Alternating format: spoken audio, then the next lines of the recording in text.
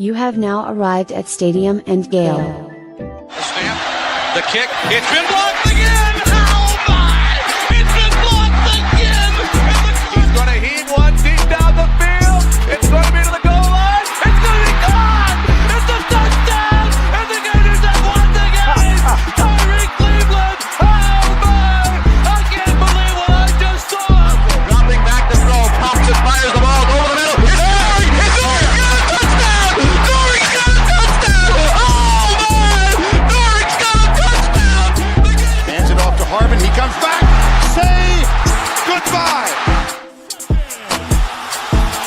Ahmad Black, in his final game as a Gator, takes it all the way home and sends Urban out a winner. You have now arrived at Stadium and Gale.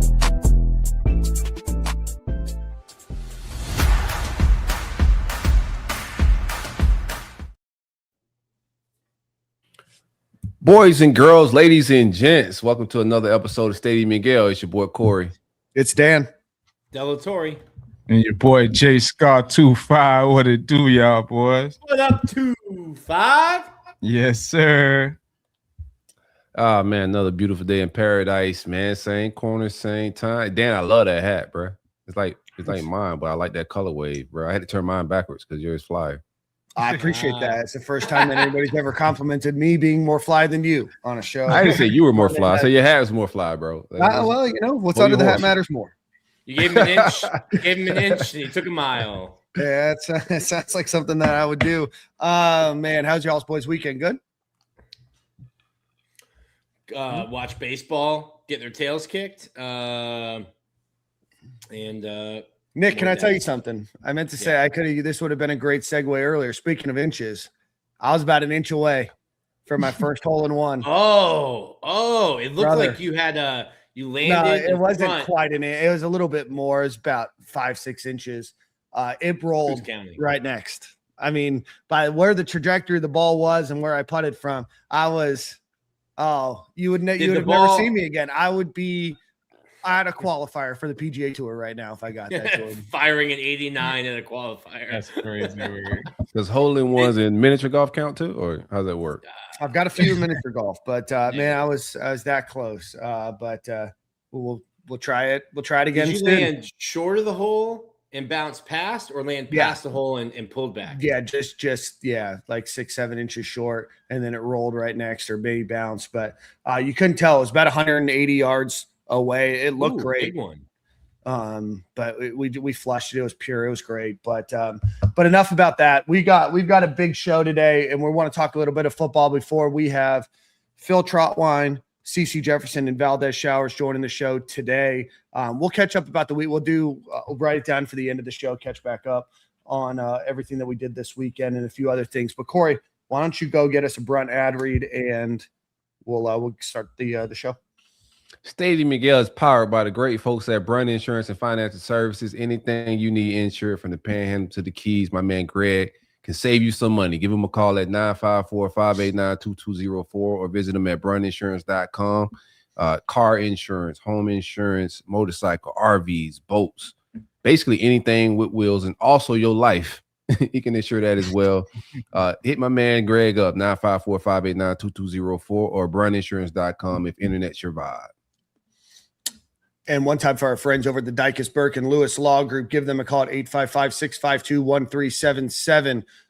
3 former attorneys that used to represent the insurance business now represent you against them. So if you've had any issues with property insurance claims, pipe leaks, water damage, wind damage, hail, hurricane, sinkhole, whatever it might be, give them a call. Go visit them at dykesburkelaw.com. That's DICUSBURKE law.com. And you can give them a call at 855-652-1377. All right, before Phil joins the show in probably the next 7 to 10 minutes, Nick, you were out there. Corey, I know that you talked to some folks as well. Let's talk a little spring practice. We're 3 practices in. Mm-hmm. Yep, 3 practices in. Saturday was closed to the media, but it was the first day in shoulder pads, and they had like 60-something recruits. we've got like a list we can share, Dan, of all the recruits that were there. It'll take more time than we have, though. But you get the number one defensive lineman in the country on campus, hanging out with Joe Hamilton, Texas roots there. Practice has been good. I'm still kind of getting used to different the way that it's run with some of the coaching staff too. I can say from seeing 3 practices, it looks like, and I'm not going to meetings and stuff, it looks like the quarterbacks are splitting everything, like Trammell and Philo. If one of them is with the ones for tempo, the other ones with the ones for 7-on and different for team, and like they're splitting the reps with everybody. And then the other thing too, I think, is that somebody said they're making passes too, Nick. The passes are being thrown. No, but that they're being thrown and caught. That we're starting to see a lot more completions, and that this offense is vibing a little bit differently, maybe than some other practices in terms of some completion percentages. Would you agree or not? Maybe there was. I think the first day the ball was on the ground a lot, and I was like, that's sloppy. And it might have just been first full practice. But yeah, certainly there was one practice during the fall, during a game week, where I walked in and I was like, oh boy, it's gonna be tough. Like it looked like we were playing soccer. The ball was on the ground so much. But yeah, I haven't watched a ton of the offensive line, defensive line outside of who's first team, second team. I'm excited for this week because we'll get full pads. Those guys start banging heads. I love the running back room. After seeing Evan Pryor, seeing London Montgomery, Duke Clark looks back healthy after dealing with some injuries last year, and obviously Jaden Baugh. The receivers. So the way that it's been explained to me is that the transfers are having to earn their reps. So right now, the first team offense, defense is all returning guys, and a guy like Micah Mays is having to earn reps. Even receiver, running back, you're having to earn your reps, which I like. But yeah, the team looks good. I think the linebackers look really good. Without Miles Graham in there, he hasn't been playing. And then the running back room is really, really standing out to me. I think Evan Pryor, London Montgomery are really talented. Evan Singletary, that's who I was trying to. I was blanking on his name. Even Evan Singletary is running with the 3s and the 4s right now. They're making anyone who transferred in is having to earn reps with the 1s and the 2s. Now, it's like they're going out of their way to make it not seem biased. It's too much, bro. put Singletary with the 1s. I imagine. It's a whole new coaching staff too. Surpass T.J. Abrams. I imagine he will. More of the roster is the transfer than returning. No. Yeah, they had Khalif running with the 1s. I think, KJ, I'm hearing good things about KJ. I know they had the one clip that was on the timeline. Everybody was complaining about him looking slow or whatever, but he was tired. He's the guy got to get back in football shape, from what I was told. KJ, but they're saying, no, Khalif Jackson. Oh, Khalif Jackson, yeah. He's running better than I really didn't. Khalil Jackson? Khalil Jackson. Khalif Jackson's an old school tight end. Definitely out of football shape. That's a fact. My boy in law school, though. You feel me? He doing his thing. Bro, shout out to Khalif Jackson. We're going to get that's the title of our show right now. But I'm hearing that he does look good in regular drills, but they was doing a stop and go drill that went a little viral on the internet of people just complaining about saying, I don't know if Khalil is going to be back, but that was just end of the practice. I heard he was a little tired, but doing regular practice, I'm hearing that he's looking good and doing his thing. But he's running with the 1s. I don't know if he's still running with the 1s during the fall. I think he's going to get reps from what I'm hearing. He's going to play, but Eric Singleton not running with the 1s is all right, coach. I rock with what you're doing, but let's not get carried away here. Yeah, it's the other thing too. Practice is so how they say everything trickles down, and Billy, you couldn't tell if they won by 70 or lost by 70. He was always kind of just let me figure it out. I don't want to say here. No, it depends on how he squeezed that bottle. And he kind of just hung out here.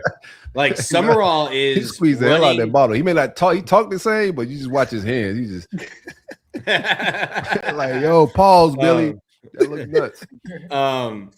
Like I think everything trickles down from Summerall. Summerall is like, so they go from flex straight into a like punt block or kick return drill, and Summerall is running down screaming at the gunner. So like from the energy from the top, it trickles down. I think you're kind of seeing that. Last year it was kind of like Gerald Chapman was loud. Robert Bala got loud a little bit, but like now everyone's kind of loud, and they're just kind of feeding off of the energy that the headman's bringing. Would you say it's similar to camping? It's intense. You I felt good about that? I see. I like it. It's a great dad. You joke. You even have kids. I did. I didn't. The only person without a child had the best dad joke of the show. Well, that's why they pay me the medium bucks to be here. Phil is waiting in the green room. Let's put a quick pause on camp chat. Before we do that, let's give a shout out to our friends over at Game Time Sidekicks. If you want a really cool cup like this one, this is Gator Boys. For Gator Boys Stay Hot, SEC champions. We're going to talk about basketball a little bit later. Go visit them at GameTimeSidekicks.com. Use promo code Stadium15. You get 15% off of your order. Dozens and dozens of UF cups there, and then a bunch of other schools and some NIL stuff that they're doing as well. So go visit GameTimeSidekicks.com. Use promo code Stadium15. And with that, we welcome a coach that I know every Gator fan is excited to welcome back to the University of Florida. It's two-time All-SEC and national champion offensive lineman Phil Trautwein. Phil, welcome to the show. Yeah, thanks for having me, guys. I'm excited to be here. And two-time captain. I remember I interviewed Phil earlier in the offseason. I got that wrong. He had to correct me on the number of times. You wouldn't be surprised, Phil, to know that Nick gets collect. Oh, geez. Correct. Wow, Yeah, man. Nick gets corrected often on this show. Phil, I know your time's valuable. I know you guys are right in the middle of camp, so I want to just jump right into it. Normally, we talk a little bit about your player history, and obviously, you're now a coach here. But talk to us a little bit about kind of your coming to UF. You're from New Jersey. You're from the Northeast. How did you ultimately decide on the University of Florida when you were making that decision out of high school? Yeah. So I got recruited. So believe it or not, I really didn't know much about college football. I was always an NFL Eagles fan. And then growing up, because, from New Jersey, you have Rutgers, you really don't know much about Rutgers. So kind of knew a little bit about Penn State. And, but really I just, loved, NFL football. And then as I didn't start playing football till freshman year in high school. So I wasn't like growing up really playing the game that much. Tried a little bit when I was really young, but did that. And then pretty much didn't get recruited until my senior year, late my senior year by Florida. But before that, I had a couple family members that went to Florida. No one played football or anything, but they loved, the Gators, and growing up, at least hearing about the Gators. And then I actually went to my first college football game freshman year in high school. And that's when I kind of fell in love with football. And so with that, I fell in love with the Florida Gators. So I watched them. And then, I tried to come to camp here going in my junior year. They didn't offer me, didn't think I was good enough. And then started getting recruited by, I think my first offer was Boston College.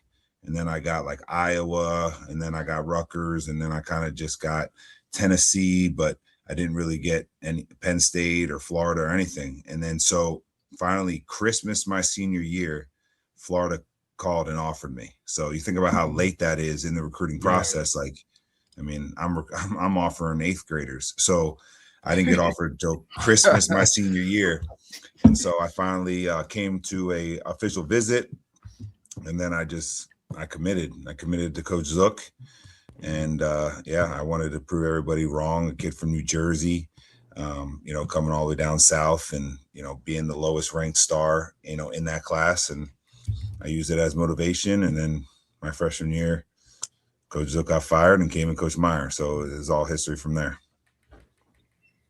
How was Coach? Now that you're a recruiter, how was Coach Zook as a recruiter? He's known for the guy that put together that team that Urban Meyer went on a run with a little bit and got that thing started. Like, how was a recruiter, and what was it like him giving you a call throughout that process? Yeah, he was a great recruiter. He built relationships. He knew everything about you. He would ask a question and then he would remember it. Like, he had great, memory on who it is, your family members' names. And that's why he could build a relationship and he could connect so fast with you and your family. And that's what he was great at. And that's why he was able to get those recruits and build that roster the way he did. And he did that through relationships. We didn't have NIL back then, right? So he just did it through great relationships, getting to know the families, and they kind of just loved him. And then, of course, University of Florida, is a great brand and great logo. So with that combined, he was able to get the Chris Leaks and those big time players. And then Meyer came in and demanded a lot and got them to play hard. What was that like for you, though? You leave home, you get down to Florida, you commit to a staff, and then one season, hey, see ya. New staff comes in. Mickey Marotti comes in. I remember Urban's told stories about that first off season. Yeah. You're still here. You survived it. Yeah. What was that like? It was crazy. I mean, it was the hardest days of my life. Just the midnight massacres and the leg press as many times you can, wall sits to finish the meet. I mean, everything was just to torment us and just make us stronger and build toughness. And that's what he was able to do. That's what Coach Meyer and Coach Marotti were able to do. We had great talent, but then they were able to make us disciplined, tough, together. And that's why we were able to make the run we did, is because it was all about just toughness and they demanded a lot from us. So it was hard. I mean, but going back to why I picked Florida was because I loved university. And that's what I think is missing sometimes in this recruiting process now, is they don't love the university. They love all the other things that don't matter. And, that's when you have to build the program the right way. And the way you build it is you find people that really love, the University of Florida.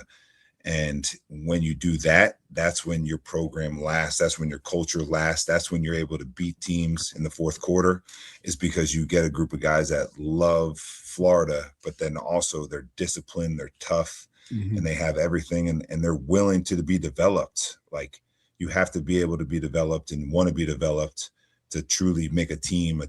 And you have to find those those kids, because they are out there. You just have to find them and you have to tell them that's how it's going to be. And we're going to go way out of order and probably the way this interview is going to go, but I want to follow up with that question. Is like, how do you determine whether somebody loves the university or loves the opportunity rather than what they believe is maybe the best chance for them to play earlier, where the money is? Like, how do you, beyond just asking a question, like, do you love UF? How do you sort that out when you're recruiting? Because you've obviously recruited a bunch of great guys and developed some great ones. So you're obviously asking certain things of those players and of those guys. Yeah, just by building a relationship and getting to know them and really try to find out what they really want, and getting to know the families and the parents and just talking with them and getting to know them, going to home visits, bringing them on campus, and helping them fall in love with this place and with everything that Florida has to offer.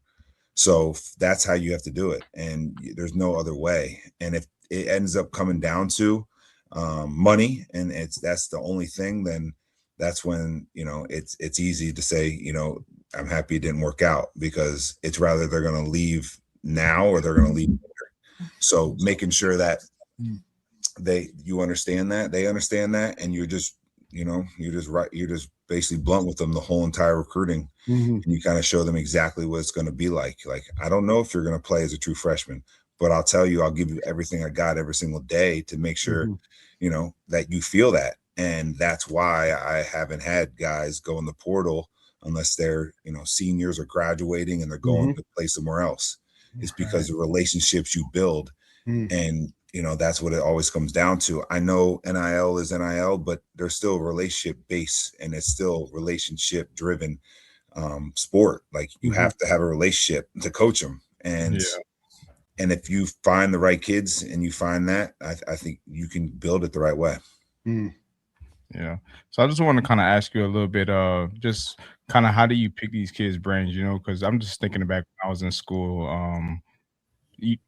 When you kind of starting to really learn football, becoming in the film room and becoming a student of the game. So I just want to know, what are some of the philosophies that you kind of live behind to help these kids, to get through to them as far as having them understand the offensive side of just football? Because most guys should just, get out there and play ball, block anybody who's in front of you. And just, I think the college level is really important. A lot of coaches don't get enough, credit for what they do in making these kids be able to, understand football and teaching them it from basically nothing. Yeah, that's the grind of, really helping them and understand and develop them.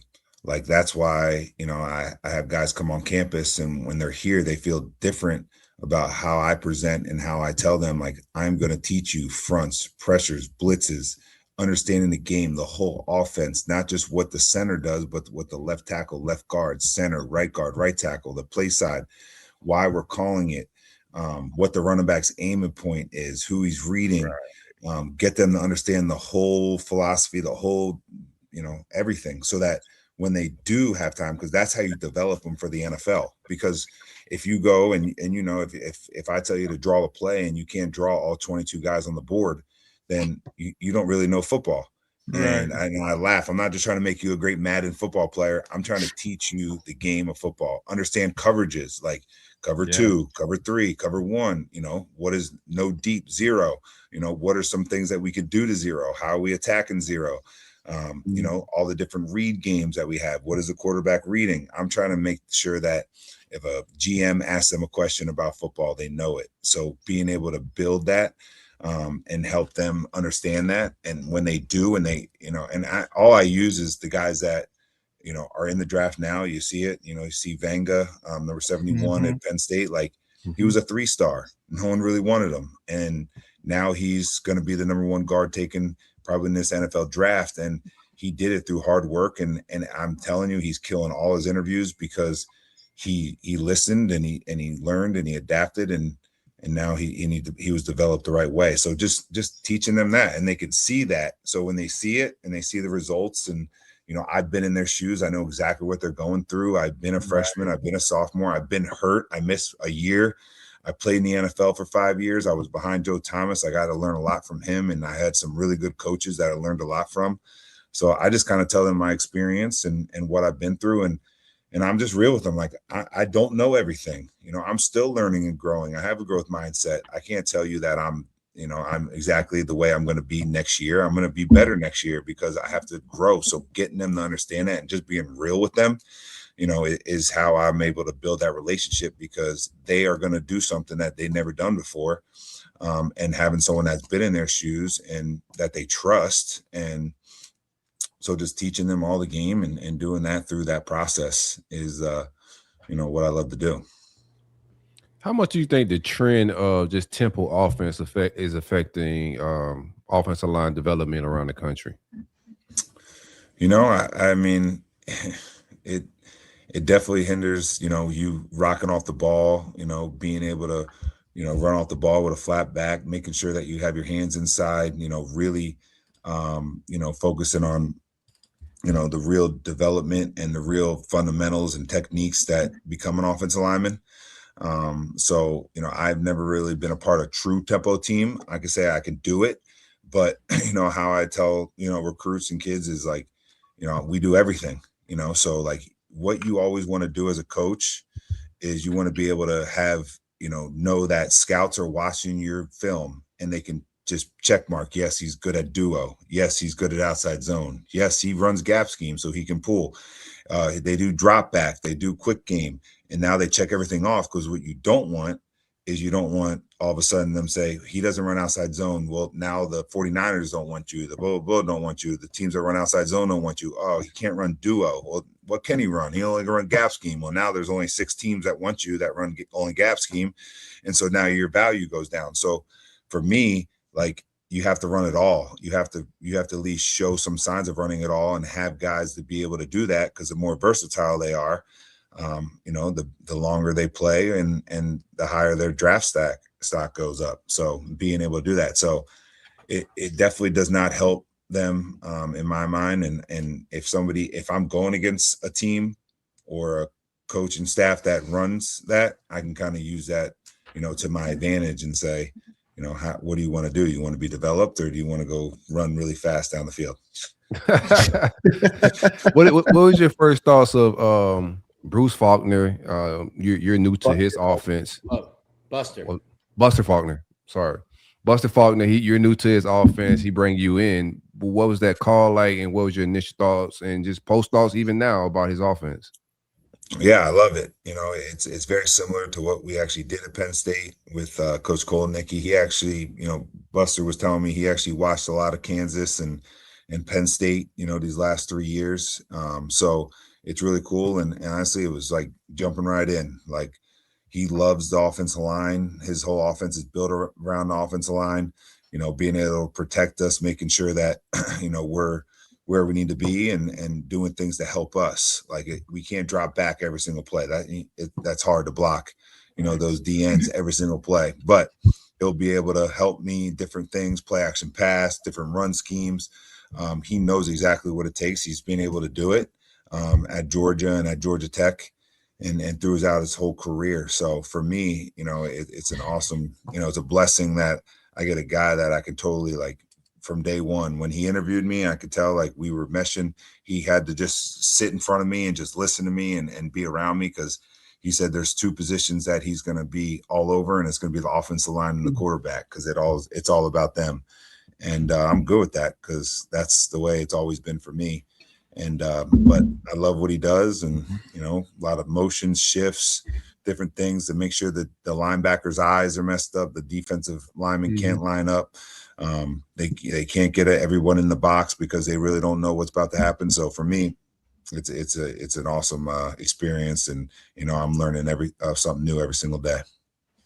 Coach, I know you're only 3 practices into to spring camps. There's still a long way to go. I don't even know if the guys have been, it's going to sound really weird, touching each other yet. But when it comes to that, what are you most looking forward to seeing out of these next 12 practices in terms of how you evaluate? I know you brought some guys transferred in from Penn State, a couple guys transferred in from Georgia Tech that are familiar with your style and Buster Faulkner's style. And then you obviously have a number of recruits that came in and the players that are here. What are you looking for over the next 12 practices as you guys head into the summer? Yeah, just physicality, toughness. There's things that every single day I calculate our MAs, miss assignments, our loafs, our sacks, and our finishes. So making sure that, those are things I call that, it's our kind of our, in our room, it's our culture. It's called the no talent things, the NTT. And those are the things that take no talent. So making sure we're executing the no talent things, toughness, finishing, pad level, technique, fundamentals, all those things that, you have to be able to do when we're in pads. So I'm really looking at, the things that I know that we could be good at, and then also things that we need to work on. So that's what I do these next 12 practices but it all comes down to just rocking off the ball, building confidence, and being physical, because in May we can't hit, in June we can't really hit, so we can do pass sets and work on our technique, but now it's a time for physicality and being able to hit people in the face. So that's kind of what these next 12 practices we'll see, and I want to see, can we drive people off the ball, can we play with a flat back and be able to drive our legs through contact, and just find ways to be able to do that and build toughness on the offensive line. How tough are those first couple days as an offensive lineman? Because you get these defensive linemen now, especially like the jacks, who are just lining up on the hash marks and just running, and you don't have any pads. You can't really – it seems like the first couple of days, the acclimation period is like geared towards twitchy defensive ends and not really geared towards offensive linemen. Yeah, I mean, it's hard because we don't have pads on, so they can just slip right through us and all that stuff. But we were actually being pretty physical. Without pads, we ran a lot of reps that I haven't really done that many reps without pads, but we were going because we only got a certain amount of practices, and it was good just to see, us come off the ball and be able to do that, and at least be a practice team that doesn't need to do that without, with shoulder pads on. But it wasn't that bad. Honestly, it was more just, making sure that we stayed up and we didn't, throw anybody, because we were all trying to make sure that all our guys come out healthy, but also become physical and play physical and really just know what to do, and the speed of the game too. Because a lot of these guys, I mean, think about it. They didn't play in a bowl game. They lost 15 practices that every other team in America got.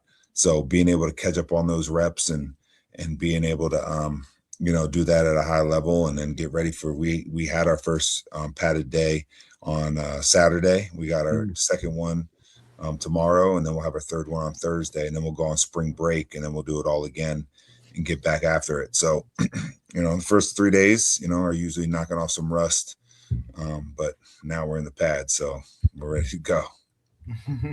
Who's the meanest guy in that room? And why is it you? Yeah, we'll say player wise, because I am the meanest coach for sure. But no, I'm just kidding. But no, I mean, I would say, you got TJ Shanahan. He's a monster. You got some guys, Rod Kearney. He's a leader. He'll hit you in the face. We got some guys in the room that are definitely, growing at that and becoming that, and it's just taking some time. But, those are two guys that are for sure are going out there trying to, throw people around and do their thing. Not to single one person out, but I always forget that Emeka is like still 18. Just at his age, how impressed have you been with him? Obviously a smart kid coming over from Stanford. Just how impressive you've been the first couple, weeks, months with him, and then the first couple practices. Yeah, I mean, he's athletic. He loves ball. He's coachable. He's working on his craft, and he's getting better. I mean, these last 3 practices, he's gotten better every practice, which is great to see. But he has a bright future. I'm so excited. We got him, and he's going to help us. I think all those the 4 guys that came in are going to help us this year for sure. They're going to be on the field. And they'll probably be on the field a lot, which is great to see. And it's competition now, and they're all working hard, and the whole offensive line is trying to get better every single day. But Mecca is coming out and trying to do his thing, so he's getting better. What defensive lineman are you looking most forward to scheming up against? It's on the Gators D line right now. I mean, Jaden Woods is just, I don't think I blocked him yet. So we're going to try to figure out ways to block him, because he is really good. Were you familiar with Jaden when he was committed to Penn State? I was not. I didn't even know. I was like, I know that I think he went in the portal, right? And so we were battling for him to come back. And I was like, okay, like whatever. And now I'm like, thank goodness he did not go to Texas, and I had to play against him. That's for dang sure. Wherever he was going to go. If it was going anywhere, I was hoping it was the Big Ten, so we didn't have to play him at all. So he's a really good player. He's quick. He kind of reminds me of, Abdul Carter, which I don't think we blocked him for 2 years. Micah Parsons, we didn't block him once. So he's one of those slippery, and when you know it's pass, you better watch out. So hopefully don't let him know it's pass. So try to get him to think it's always run. I love it. How much of an impact did Adazio have on like the way you coach, your coaching style? Any gems you picked up from him when you was playing? Yeah, I mean, he's my mentor. I tell this, and this is kind of why I coach is I wouldn't be here without the coaches in my life. I lost my dad my dad left me when I was young. And, there's 2 people I call on Father's Day, and it's my O-line coach in high school and my O-line coach in college, which is Coach Adazio. So I learned a lot. He can be mean and yell at you and go crazy, spit in your face. But then off the field, he'll love you. He'll bring you over to his house. He'll care about you, and he'll do anything for you. And I really learned that as a player, and that's what kind of coach I want to be. I'm going to demand a lot from my guys, but at the same time, I'm also going to care about them. I'm going to show them that I'll do everything for them and that I love them. And that's what kind of coach, that's what I truly feel. Because I had some coaches that would walk right by me in the hallway and not say a word to me. And I felt, and those coaches actually made me almost want to stop playing football. And so I always, through my whole entire, playing career and also just watching coaches, I tried to figure out, what was the best thing for me as a player. And that's what I wanted to be as a coach. And so he taught me that. And then a lot of my fundamentals and techniques, I kind of used a lot from my different coaches, like from the Browns, Coach Warhop, who's now with the Browns. And, there's a bunch of coaches, Coach Leonard and guys that I've just been with and learned a lot from. Coach Scarnecchia at the New England Patriots was there for 21 years, won all those Super Bowls. I went over there a bunch of times. I call him. Coach Stoutland from the Eagles actually recruited me, and I went over there all the time with the Eagles and the Patriots for Coach Scarnecchia. So I was able to do all that, and I learned a lot and took a lot from them, and I made it my own. And so, but a lot of the basics and the beginnings is Coach Adazio. Now, Phil, I don't know if they got another question, but Phil, over the years, man, we've hired you at least, 10 different coaches, man. Every time we're looking for an O-line. Every new coaching staff, the entire Gator Nation. Where's Phil? Phil? We need top of the hot list. Staff. But Dan up here, he was one of the guys that Phil has no desire to come to Florida, man. No, I never said that. I never said that. No, Phil. Dan was slandering you, Phil. Yes, man. We lost faith. We lost faith for a minute. They're like, man, he just don't want to come down here. I guess Dan got his phone number. Explain.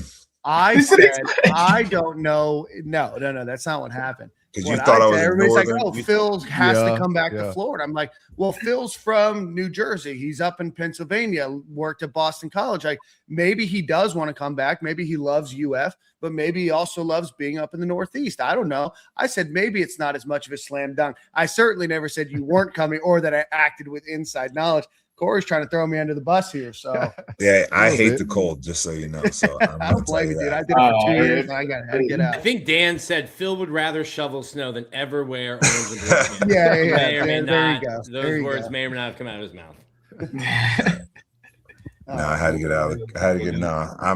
This is where I always wanted to be. If I didn't get this, I would have probably went to the NFL because college football is changing and I didn't want to have to do all this for another logo. So I'm happy that I'm here. And this is the place that, I truly always wanted to play at, which I was able to do that. And then being able to coach here is, surreal. And, I'm ready to get this place going.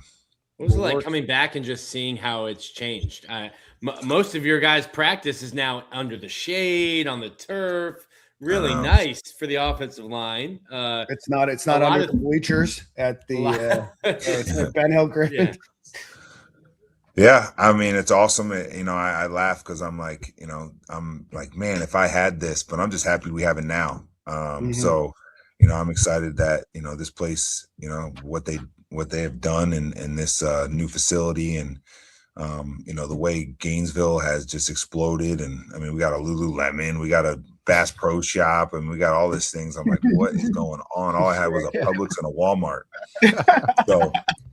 So having all this is cool because I mean it also helps it helps the community and it helps sell Florida. Like it helps sell Florida and it gives us a better chance to get that big time recruit. And I'm not gonna lie, the first practice I felt like I was literally like I was coming to watch practice, because it's just so surreal that I'm here and being able to coach here. But it was a pretty cool experience.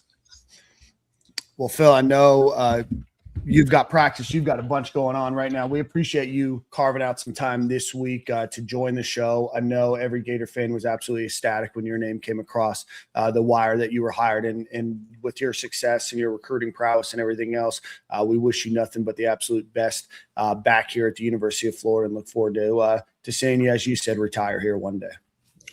Appreciate it. And I'm always here, man. If you guys ever have anything or you ever want me on, man, I love doing this because I know it helps, the symbol and helps Florida football. And, that's why I'm here, man, to do anything for this program and doing things like this just to help. I'm willing to do anything. So I appreciate you guys. What are you doing next week? Phil. Appreciate you, Phil. We're about to have a Phil Fifth podcast. Fifth host. You want to stay on for Cece Jefferson? No, we appreciate it, and we'll talk to you soon, my friend. Enjoy. I appreciate it. Thank you, guys. Appreciate it. All right, with that, CC is waiting. He's been patiently waiting for the last 10 minutes or so. So one time for our friends over at Alumni Hall, go visit alumnihall.com or go visit them in Gainesville, right on Archer Road, right near that Lululemon that Phil was talking about. Alumni Hall is going to have the largest selection of Florida Gators wear in all of the city of Gainesville. So again, alumnihall.com or Alumni Hall in Gainesville, Florida. And with that, we welcome standout defensive lineman Cece Carl Jefferson to the show. See what it do. Oh, sorry. Yeah, there he is. There he I was about to say, What they do? How's everybody doing today? Thank you guys for having me. thanks for showing Absolutely. up, man. We appreciate Thanks for it. showing up, man. Absolutely. Bro, that's Man, crazy. Daylight saving is wild. You're outside, Baker County. If you're talking, I can't hear you. Oh, He said the time change.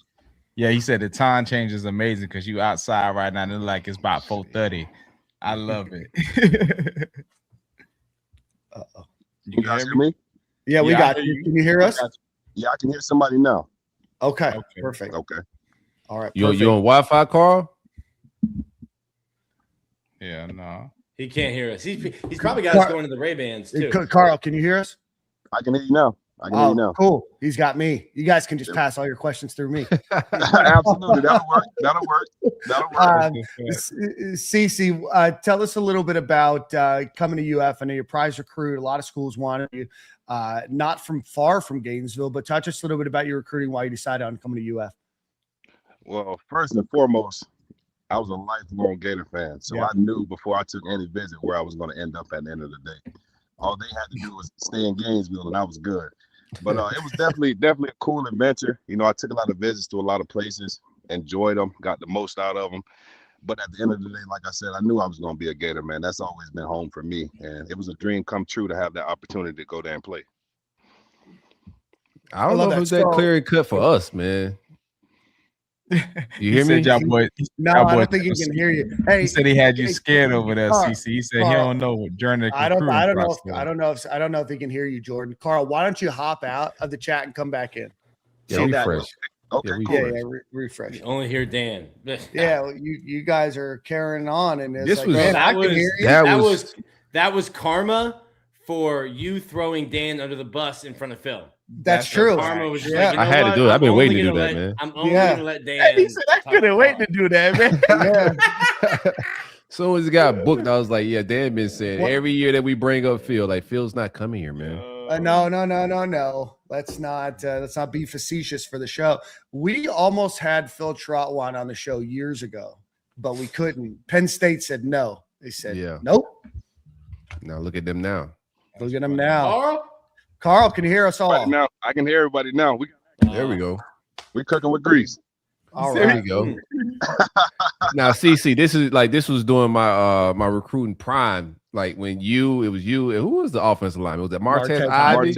I remember those days. So y'all boys may have knew y'all was gonna be Gators, but I didn't go to sleep that night. I was in group chats, bro. I was waiting that next morning. I heard the coaches was trying to kidnap you guys, sitting outside in the driveway.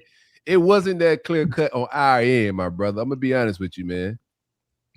Oh, I lost you. I can't hear you no more. I can't hear you. Oh no, he was saying it wasn't that clear cut. You can hear me? Yeah, I can hear you. Yeah. He was saying it wasn't that clear cut to him when they was looking through the whole recruiting process. Basically, was scared as fans because obviously y'all visits elsewhere, doing all what y'all could do. Absolutely. I mean, look at it like this. I'm 17, 18 years old at the time, and I understood like the power that I had. You know what I'm saying? I knew I could snap my fingers in one tweet. I could make every college go crazy. So why not have fun? Why not have a little fun before I sign these papers and fax this thing in and be on lockdown? You know what I'm saying? So all I can get out of it, bro. For entertainment purposes. I think they sent me to Baker County for your signing event because we were unsure. Like even the if you're talking, I can't hear you. Oh, even man. the recruiting writers. Yeah, no. Yeah, Nick was saying that he went and saw you to go at your signing because nobody knew where you were going to go. So you knew all along you were just playing the game? Absolutely. Just playing the game. Just playing the game. 100%. 100%. Absolutely. Well, what was it like? I think Jordan and I have all the power in this interview here. So what was it like transitioning from high school to college for you? I would say the hardest transition was doing the early morning workouts and then having to go to class after. That was the hardest adjustment. Everything else was pretty. Yeah. I know, bro.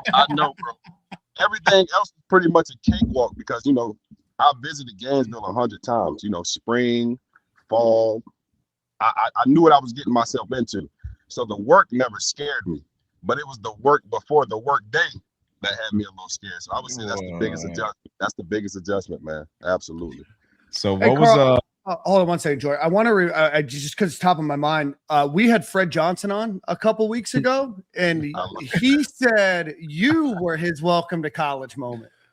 Hey, those are Fred words, not mine, man. But he ain't lying. He ain't lying.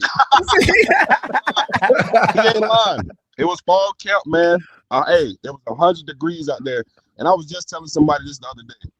When I got to college, my fall camp was different to what they get now. We were out there on that lacrosse field, man. It's 100 degrees outside, but with that index coming from the turf, it's 135. They got running 30 yards between each field. Man, it was insane. So I'm sorry, Fred, for having to take out some of my frustration on you. I apologize sincerely, man. Hey, man, you made him a better man today. He appreciates you for it. Fred's a Super Bowl champion, right? You feel me? Yeah, he got him one. You know what I mean? Yeah, hey, I did my part. Exactly. Yeah, you did your part as a Gator brother. He's like, when's the ring come to Baker County? He wore his ring the entire interview. He got it right at the beginning and then just flashed it the whole time. Absolutely. Accomplishment, man. That's proud of. I'm about to say, what's a good locker room moment that you had at your time at Florida that maybe the fans wouldn't know? Hey, start with a laugh. Man, I'm here for it. I done seen it all, man. At one point I was sleeping in there. You know that. All right, yeah, you ain't the only one. I'm in there too. At one point I was sleeping in there, bro. So I'm gonna keep it PG. Why y'all sleeping in the locker room before we move on? Oh man, how about the time when Ray Shaw and JD went at it with them boxing gloves, man? Ooh, bro, yeah. Bro, that was it right there. Bro, that was lit, bro. That's all I got for y'all, man. I can't tell no other stories. I can't tell. Is that Rashad Jackson and JD Gerard Davis, Jordan? Nah, Rashad Jackson and Jared Davis, linebacker 40. And Jared Davis. Absolutely. Woo. Absolutely. Yeah. You said Rashad won that boxing match, right? You know what's so He crazy? sure did. You said something that the fans wouldn't know. T. Rouse put that video on Snapchat and it actually got leaked. You remember that? Yeah, they got mad at T. Rouse a couple weeks ago. It got leaked, man. Shout out to T. Rouse, man. Shout out to T. Rouse. T. Rouse was doing content before content was even a thing. He would have been killing it. He would have been killing it, bro. He would have been killing it. Absolutely. Absolutely, man. Good times, dog. Good times. So Cece, who was the best offensive lineman you went up against at UF and then in college, or just opponent? In college, I would say Jawan Taylor every day in practice. Yeah. Man, listen. Yeah. That boy got some power in his hands, man. He got some power in his hands, man. He's I'm a telling beast. you. He is a beast. He is a beast. He literally can switch up his technique, but you won't know it until it's too late because he makes everything look the same coming out of his stance. A few people don't understand that, but he just makes every rep looks the same. And he is so fast, he's so strong, and he's such a good person. That's what makes it like even more bad because it's like, damn, you just pancaked me and now you laughing in my face like, don't help me up, man. Man, you know what I mean? But Jawan Taylor is he's definitely the number one. He's definitely the number one, and it's not even close with anybody else. So, what's a game during your Gator career that meant the most to you, and why?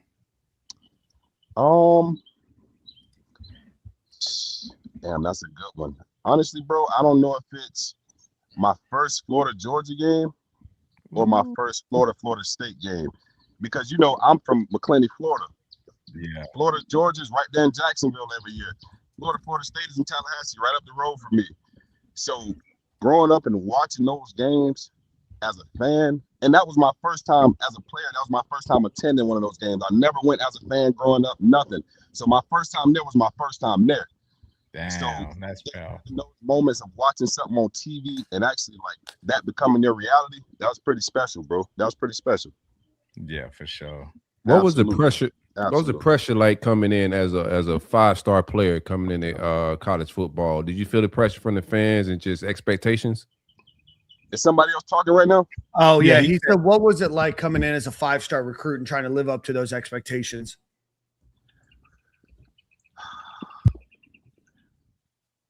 It really wasn't. I'm pretty cool. I'm pretty humble, and I really take things for what they are. So I really didn't let the title of being a 5-star make me get out of character and do more than just go out there and play football at my highest ability. You know what I mean? So it really wasn't any pressure coming up and having to live up to those expectations, because I had Jonathan Bullitt there as a great leader. I had Cox there as a great leader. I had those guys that had me prepared for the moment. So it really wasn't too much hype around it.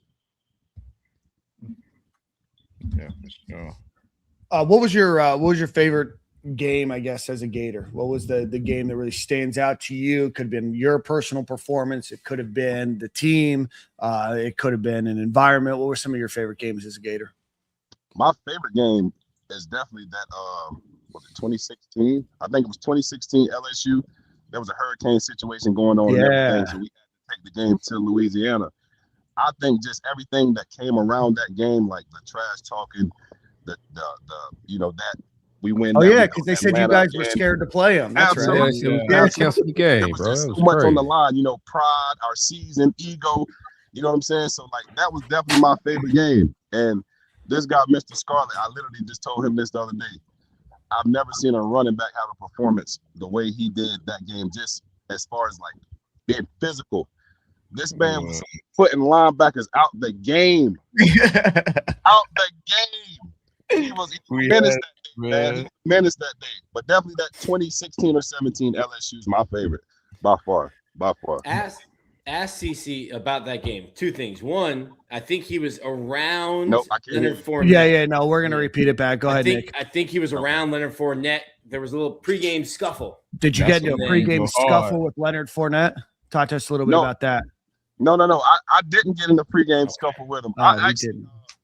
the prior week we played South Carolina, and I was actually coming off a turf toe injury. So instead of being the instigator, I was being the mediator. So I was trying to get my guys back on the sideline, just take care of business when the first quarter started. So yeah, I took a little different approach. I let my frustration out in between the white lines when the game started. We could And then have used you this year to get a coach off the absolutely. field. He was Dan or Jordan. He was in on that last play. Have him walk us through that last play, the goal line stands. Walk us through that last play, that goal line stand. The whole series. Goodness, you got Or the whole Yeah, the whole series. series. The whole series. Multiple. The whole Yeah, series they was got a OG. penalty and they restarted Man, it, listen, or something, it right? was Like, literally restarted multiple times, right? insane. It was Yeah. literally insane, dog. It was literally insane. But you know what? The crazy thing about it, there was no doubt in my mind that we were going to win the game. I knew that we were going to win that game.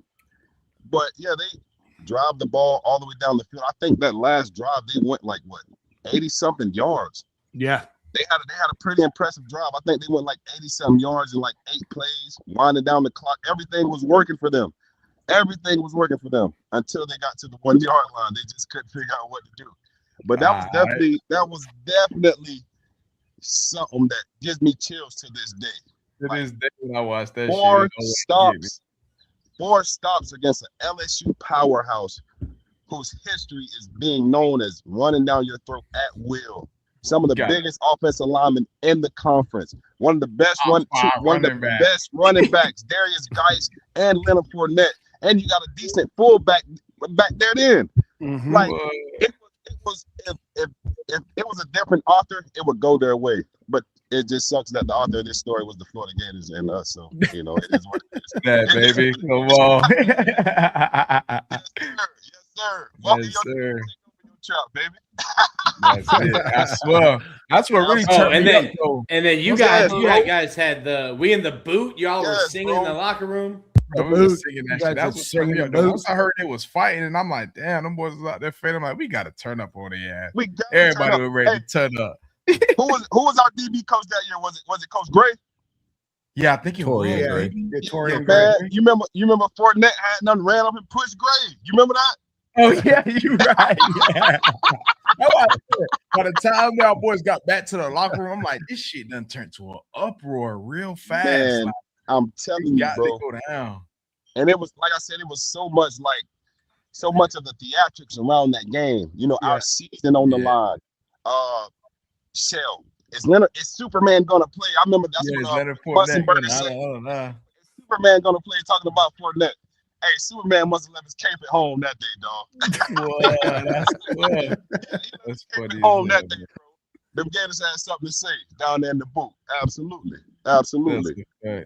So I got one more question for you, man. Just tell us about a moment when you knew you belonged in the SEC. Maybe it was play versus a big team or wherever it may have been practice. Because to be honest, bro, in practice, like you said, we went against dogs as well. Like, I feel like for me, yeah. So let me know what was your best moment where you felt like you belonged in the SEC. There's actually like there's that one moment where it's like, damn, I think I'm where I'm supposed to be, and then there's that moment of like, hell yeah, I'm here.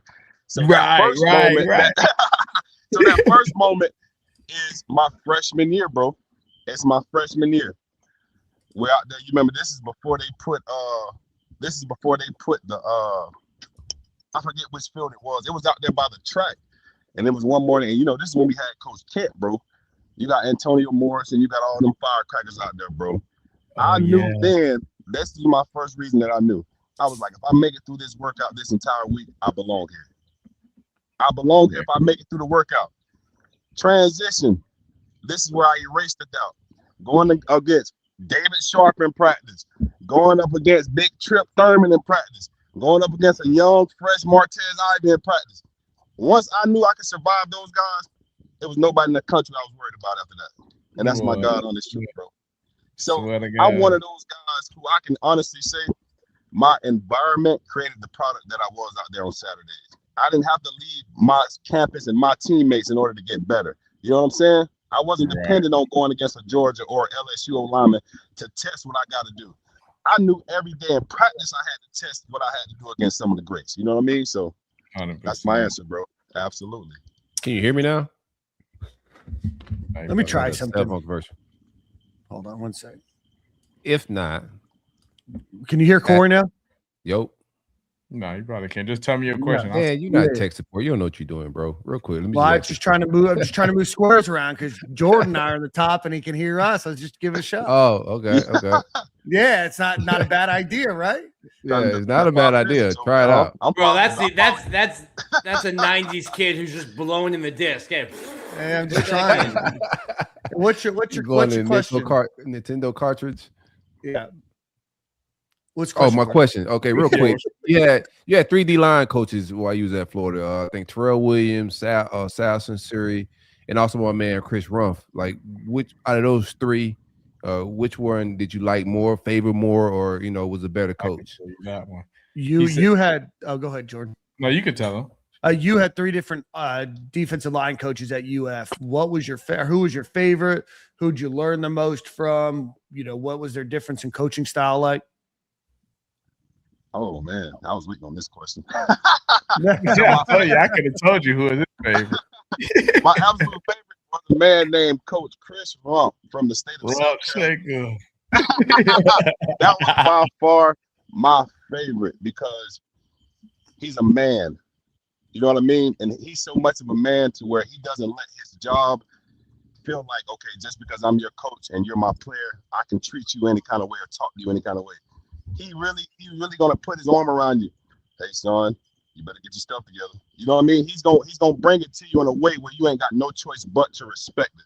So for my favorite, I would definitely say him, and I learned a lot from him too. Who I learned the most from, I would have to say either Coach Grantham or Coach Sal Sinceri, man. Yeah, Coach Sal was an underdog. He was a gem too, for real. Absolutely, man. Absolutely. But the thing about them, they take two different approaches to coaching. Like I said, Coach Rump is kind of gonna, that mean father role. Yeah. Coach Grantham and them is gonna talk to you like, "Hey man, I'm doing you a favor. You either gonna listen or you ain't." You know what I'm saying? They're thinking that, "Hey man, listen, I'm bringing in guys to replace you." You know what I'm saying? That's how serious I take my job. But at the end of the day, you got to respect both parties, because what you do on the field is going to determine how long they're going to keep their job. So I understand both approaches. But yeah, those coaches are some of my favorites, man, and those are the guys who I learned the most from. Absolutely. Ask him if he thought that was Coach McElwain on the Shark. Did you guys think that when the photo of somebody that looked like Jim McElwain on a Shark actually was him? Stop that, man. Stop that, man. Don't do my coach like that, man. Don't do my coach like that, man. Ain't no do my coach like that, man. That picture was not real, man. My coach took us AI before AI, right? Did I was about to say that's AI before AI right there. Oh my God. That is not the character of somebody who takes their team to back-to-back SEC championship his first year. That is not his character. Yeah, they man. tried him with that one. That was too funny. But I must admit, it looked a little too real. Hey, when they put that bit up on that big screen, I was like, I don't care what nobody said. Hey, bro, I'm like, see, I got to check this out. I'm zooming in. I'm like, okay, geez, it look real. I zoom in on Coach. But Coach Blue got a freckle right now.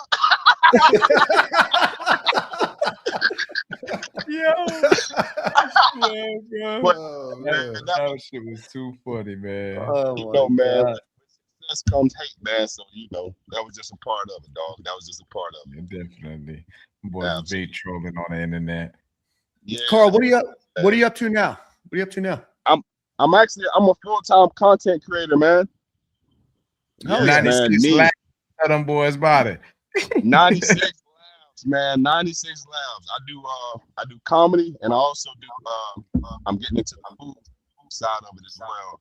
But it's going pretty good for me, man. I really can't complain. And what I like about it is it forces me to like think and be creative each day. Like all of my posts, they're my posts. Like I'm not one of those who go out here and I post still and just change the sound or change the words around. No, this is coming off the mind of 96, so yeah, man, that's what I'm up to these days. And I also do a little, football training on the side. Okay. Just try to keep myself busy. What do you think of Coach Summerall? Have you met him in person or? No, I've never met Coach Summerall. Okay. And honestly, dude, I don't even know if I should say this. I'm so detached from Florida football. If you have any questions about what happened in the last probably 3 to 4 years, I have zero answers for you, dog. Yeah. I'm that detached, man. I really need to get back to my roots and start back locking in and keeping up with those guys. But yeah, I haven't had a chance to meet Coach Summerall. I haven't even looked at any of his videos to see what he's about. But I'll do that tonight. Yeah, I think that's a common thing, right? Even when I didn't play at a high level like you guys. When I stopped playing, I didn't watch it for like 3-4 years, bro. So I think Jordan, did you experience that? I don't think you hear me. Yeah. I'll repeat back what he said. He said Corey played college football as well, and he said that it's a common thing that after you play, maybe after your career is over, there's a bit of detachment. And he was wondering if that's something that Jordan or you have seen with some of your other former teammates and stuff like that too, that they get a little bit detached after it's all over. 2-5. You want to go first? Or you want me to go first?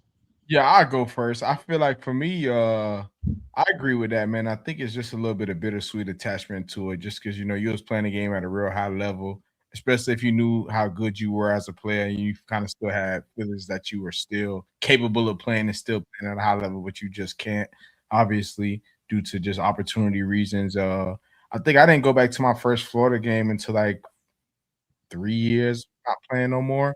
And I was really because I had kids, and I felt bad. I'm like, damn, I got a kid now. Like, I got pictures and posters up still at Florida. Like, I got to bring my baby to go see them pictures just so I can take a picture next to her, next to me. Like, I need to get out my funk and just, just appreciate all that I've done. You feel me? A lot of people ain't make it this far, and that takes a little bit of time, to realize as an athlete, because you're dealing with real life, you're dealing with career change, life change, everything change. I think it's just hard, man. It's a lot thrown at you. So I think that's why a lot of players detach from it, and I think that's mainly why I detached from it in the beginning. But luckily, I got a woman on my side to kind of bring me up, and she was like, "Man, let's go." She was also a Florida Gator too, so good for her. She's like, "Man, we're going back. We both from here. We met here. Literally, why are we not bringing our baby back here to like where we literally met to like make her out there?" But you know what I mean. Yeah, we got you, bro. Yeah. But yeah, man, that was kind of it. Right? Damn, dude. If I knew you were gonna answer with that textbook as answer, I would have went first. That was the perfect answer, bro. Damn, bro. He's just covering topics, and I'm like, okay, I was gonna say that. I was gonna say that too. Damn, I was gonna say that as well. Come on, man, save some for me, dog. Save some for me, but to piggyback off of what you said, bro, that's definitely true. That's definitely true. It's definitely like that bittersweetness of, damn, I feel like, now I'm better than I was then. You know what I'm saying? And it's kind of just like, you're not running away from it, but it's kind of just like, you try not to think about it because like, it was such a big moment of your life, and it could have like sent you in so many directions. And just because the direction it didn't send you to, you feel like you got to kind of put it on the back burner. You know what I'm saying? And I got to stop doing that because I'm really disrespecting something that was up in my life and something that I went and made an impact at. You know what I mean? Yeah. So I think that's the biggest thing for me, bro, is like this, not really being satisfied with the opportunity that I had and the choices that I made with that opportunity. So that's pretty much how I feel. But I definitely have seen that in other players. Definitely have seen that in other players. Absolutely. Yeah. Well, I want you to know, Carl, we'll let you go, that your impact, no matter how big or how small, it's so an important part of UF's history and a big important part of your life and your career, everything that you've done before and after. I'm not being a guidance counselor. I just want to let you know that any impact, anybody willing to put their body on the field to, whether they achieve the goals that they set out to or not, you set out a goal for yourself, graduated from the University of Florida, got to play collegiate football, which so many people try to do and never get the opportunity to. So I hope that that there's a huge Florida Gator fan base that's proud of the hard work that you did and what you committed to the University of Florida. So I hope you don't doubt what you did made an impact, because maybe it wasn't the on-field impact you want, but maybe it helped somebody else in a dark time, or maybe it helped a player get better that was able to do something with his life, whether it was beyond football or in football. You had that impact. So man, it was awesome to chat with you, and man, you look the exact same what you did. I mean, obviously bigger from that 247 profile from way back when. And I was with Corey when you committed to UF. We were at a bar in St. Pete. You know what they say, right? Yeah, I can't say it. You know what they say? Oh, what? I already know what you're gonna say. Is it what I think you're gonna say? Fine like wine, baby. Fine like wine, baby. Fine like wine. Okay. Yes, sir. Okay. But All I right. definitely Well, I was close. kind word. I definitely appreciate the kind words. Absolutely, man. I definitely appreciate the kind words. Yeah. Give us your content channels, man. What can we find you? Yeah, give us your content channels. I most definitely right. You want them right now? Yeah. Okay, so my Instagram is pretty much my Instagram. It's bgreat7, and my other food page is 96 _ eats, but I spell eats with a Z instead of an S because creativity. Yeah. Absolutely. I ain't gonna lie to y'all, man. I had a great time doing this, though. I'm a loner, and I've been a loner all my life. So, like, being able to get out and talk to the boys, that shit feel good, man. That's what's up. What's up, Man, if you Tell him to come kick it with me at practice. He's only he's only an hour or so up the road. Nick Get said back if on the you scene, my brother. Yeah, if you ever want to come check out a UF practice, Nick's able to go to all of them, and he would love to bring you along and maybe reintroduce you, even if it's just dipping your foot in the water. Yeah, just to see how it feels. Absolutely. Yeah. Absolutely. Shit, the foot, I'm jumping in the water head first. There you go. Let's do it. That didn't take a lot of go. convincing. Hey, well, I'm Let's letting you go. go, man. Absolutely not. Absolutely not. Nah, but for real though, CC, I'm I gonna know be you- at the spring game. I think the spring game is on the 11th of April, if I'm not Yeah. mistaken. Yeah. April 11th. Pull up to the spring game, man. Johnny Townsend throwing a little tailgate. All the former players gonna be there. I'm trying to recruit and get out all my boys from my class. We got to bring the boys back. Absolutely. Come on now. Got So I've to. been reaching out to all I types will. of niggas. So we gonna get it together, man. We gonna get there. Sorry, fellas. I'm right. He vibing out. He vibing out. Me and my dog got 4 years of blood, sweat, and tears, man. Come It was bound on, to happen. bro. Yeah. Come on. Bound to happen. See, The locker room CC with it. even go back with me when me and CC was at the U.S. All-American game. I think y'all boys, that was the worst game of my life ever. CC could tell y'all Bro, about that you one. had- U.S. All-American game, I got 4 carries. 4 Oh no! fumbles. Stop talking! Stop talking! You just told him I can tell it, so let me tell it. I don't think I want to. Mind you, right? This is. I will. You cool? Go fix you something to drink or something, dog. Exclude yourself. So listen, we had the U.S. Army All-American game. The U.S. Army All-American game. It's me, him, Tez, everybody who's somebody in that class. So I tore my shoulder my senior year of high school, and I was still rehabbing. So I'm like, damn, brother, I'm gonna go out there and do this thing. Man, when I tell you 2-5 had 4 straight carries with 4 straight fumbles, I was like, yo, what's going on, man? What's This going guy on? can go back to FAU. I'm telling you, like this man on his arms or something, dog. He could not hold on to the ball to save his life, dog, at all. I'll tell you one thing, boy. That was a learning lesson, bro. That was karma right there. I was living. Absolutely. I left, bro. I ain't practiced all the practice. I went back home because it was like around New Year's. Y'all ain't even peep. Bro, I you went left- back to the. You left San Antonio. Yes. I didn't practice all the practices, bro. I went home for New Year's. They flew me back out to come back to practice. That was bad karma. I was Just a dancing fumble to 4 the times. football guys, and the football guys gave me what it got. He said, "You want to Wow. go home and do what you want to do and not Being a grind out." diva. Yeah, you know, Yeah, He you was- was, Listen. get what you want. You school Jordan would have never done that. He went to STA, got that life for a little bit. He's like, I gotta go back home. Listen, all I those did. I went practices, back bro, home to my they STA were all girlfriend. like That's rainy exactly and right. muggy and everything, bro. Bruh, I had to Absolutely, read absolutely. torrent that bitch. 4 carries for 4 I'm fumbles. like, oh my god. Damn, Everything boy roll, damn. boy. Hey, did we end up winning that game? Yes. After all that, we won. I was like, ain't no way. Despite Jordan's best efforts, the team won.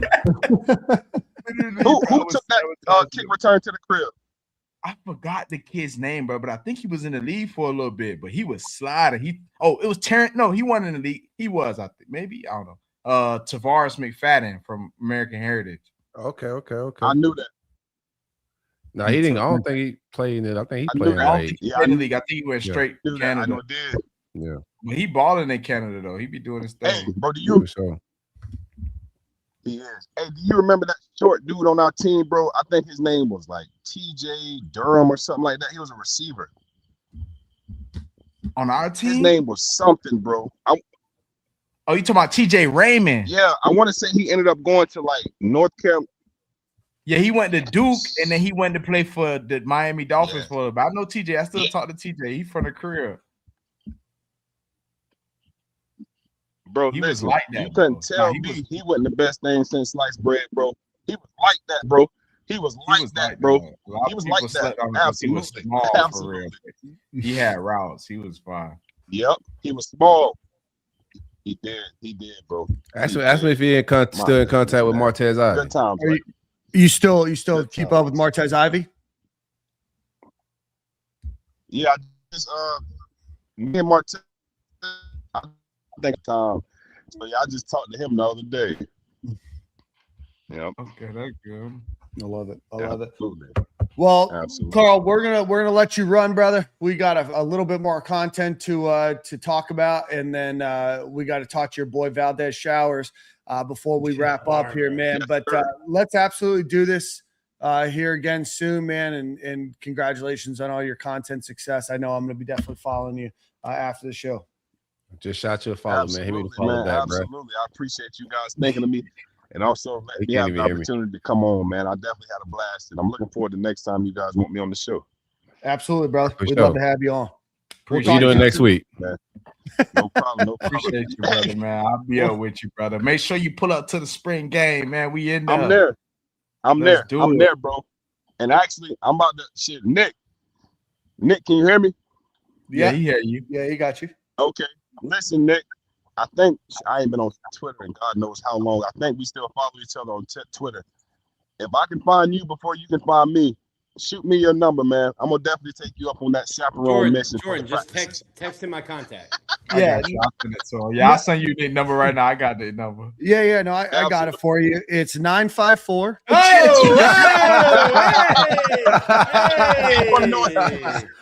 My number is 954 number 2. That's what's so crazy. Yeah, that boy American SPA, baby. It's St. Thomas boy. Yeah. Absolutely. All right, Carl. We Absolutely. appreciate you, brother. We'll talk to you soon, my friend. All right, my Yes, boy. sir. Hey, y'all have a blessed night, man, and take care. I thank y'all again.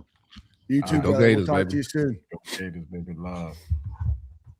Dan, I didn't know. I thought we were pushing the nuclear bombs. I thought the missiles are being pushed. No, I would never call out one of my former or my fellow co-hosts on a show. Oh, it was Corey. What happened? Call This is accountability, man. You know, Y'all boys are stupid. it's a little accountability. That was shout out to that was CC. great, man. That was great. No, That'd be that was awesome good. if we can get him back involved with UF. Yeah. Before Valdez still coming on at 8:30. Yep. You still ready for 8:30? I hope you guys brought your Red Bull. Nick, I know you have your Celsius. I went through 2 of them. We're grinding. Do 2 of them. Nick's blood It's- pressure is going to be like 300 over I think 190. no. My blood pressure is good. My blood pressure is good. I do need to get some blood work done. I need to see if I need like B12 shots. I'm Yeah, so man, caffeine tired. doesn't affect you anymore. Yeah, I get you. It's like my That's every why I don't morning is do 5 energy shots of drinks. espresso, and that gets me to like 11 a.m. and then I need another. Just take a little shot of honey. That should have boost you up, bro. No, shot of if honey. caffeine ain't working, I don't think honey gonna work, bro. Yeah, buddy, we're putting in like 500 milligrams of caffeine a day. I don't I've think got an idea. You gotta go raw in life Hey, sometimes, no. bro. You got too much caffeine. Take a little fast. Take a I week used to take fast. honey before a workout all the time. That thing boosts you up, bro. Yeah, Really? you live it. You living a wholesome life, man. I ain't that wholesome. I also don't drink coffee. If honey work, yeah, that shit you I living don't a Jordan's like, hey, have you tried sweet tarts? The sugar will really get you going in the morning. like 2 now laters, man. Get you where you need to Gatorade little chew things before workouts or practice. Like, Bro, Yeah. we were just shooting with the women's basketball team, and they had like those Gatorade energy chews, and I Yeah, turned I hate around, I'm like, this is just 30 grams of sugar. This is that's nothing. it's just a Gotta sugar go cube. Shot of honey, bro. That honey gonna boot you up, bro. Yeah. I bet but you it when you're won't. Sweating I out bet- 4 pounds of I'll water. see you you- April 11th, and I bet you it won't. All right. Oh shit. All right. So we Good left time. off on camp talk. So I guess they had their first practice in pads on Saturday, as Coach Trautwein mentioned. Mhm. Nick, we've got practice when this week to Tuesday and Thursday. Tuesday, Thursday, and I think Saturday. And I don't know. I thought he said that it was on Thursday and then they go on spring break. Right, but I think they practice Saturday because they practice at 9:30 in the morning. And I think it's one of those like you're gonna come in, you're gonna get your work, and then you can go. Then you can go to Panama City. Then you can go. Yeah. To Miami. First off, we haven't addressed this yet. I want to. Oh boy. the most St. Thomas shit Jordan's ever done. Hey, You are in Texas at an San Antonio. all-American game, and you're was like, hey, by bad, the way, I was I'm bad. going to need some accommodations. I need a flight back to South Florida They so I did can it. party it up, and then you can fly me back. They did So it. I can fumble 4 times. I paid for it in full. The football guys got my behind back because I was trying to abuse my power and abuse my name, and I got what I wanted. And he gave me what was I was deserved of. And I like that happened to me, bro, because it made me kind of like not take football more seriously, but like it kind of made me like, okay, like I need to stop like prioritizing women and more prioritize football. You feel me? Because that was totally woman driven. It was New Year's. My girl was like, come on, babe, come back and spend New Year's with me. I'm like, oh shit. And I did it. And I literally, bro, it was like a read option with Torrance Gibson. Bad exchange. Ball on the ground. I dive on it. I think it was another one. It was with another quarterback. Same idea. Read option. I got the rock. I make it through the line. Deep lineman pitches it out. Boof. They get the ball back. I'm like, oh my goodness. Like, I don't even think I see what type of running back you'd have been in this NIL era. You'd have been a real. My guy would have been in college 5 years, 5 teams. I would have been that. 5 different Mercedes. And then still in NCAA. I could see it. For real. I would have been flew back home for New Year's and then flew back. Yeah, you was driving a hard bargain, my boy. As a 17-year-old. I was bad, bro. I was bad. And grown people fold to 17-year-old kid football players. You're an athlete, bro. You got the world at the palm of your hands, man.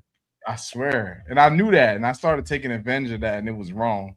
It was bad. We got a little bit more time. I mean, we killed some time talking about it ain't politics, but they're talking about NIL, transfer portal, all that stuff at the White House. What you guys' thoughts on that? On what we've gotten back? I think we're going to have a spirited discussion next week. Valdez Showers just hopped in. Okay. You want to pop that, and then we got a very interesting guest next week. Do we want to announce it? Yeah, let's do it. Yeah, why not? Yeah, go ahead. Josh Pate is pulling up, man. We're gonna talk Josh Pate. I know he caught a lot of flack for his episode with the president, and I had a tweet out there. It just makes sense, man. It's like NIL, all of that stuff is going to be passing through legislations and federal things for it to, for us to get some change, some regulations, some guardrails. So we're gonna have Josh Pate on next week to discuss some of this. So yeah, let's kick it to next week.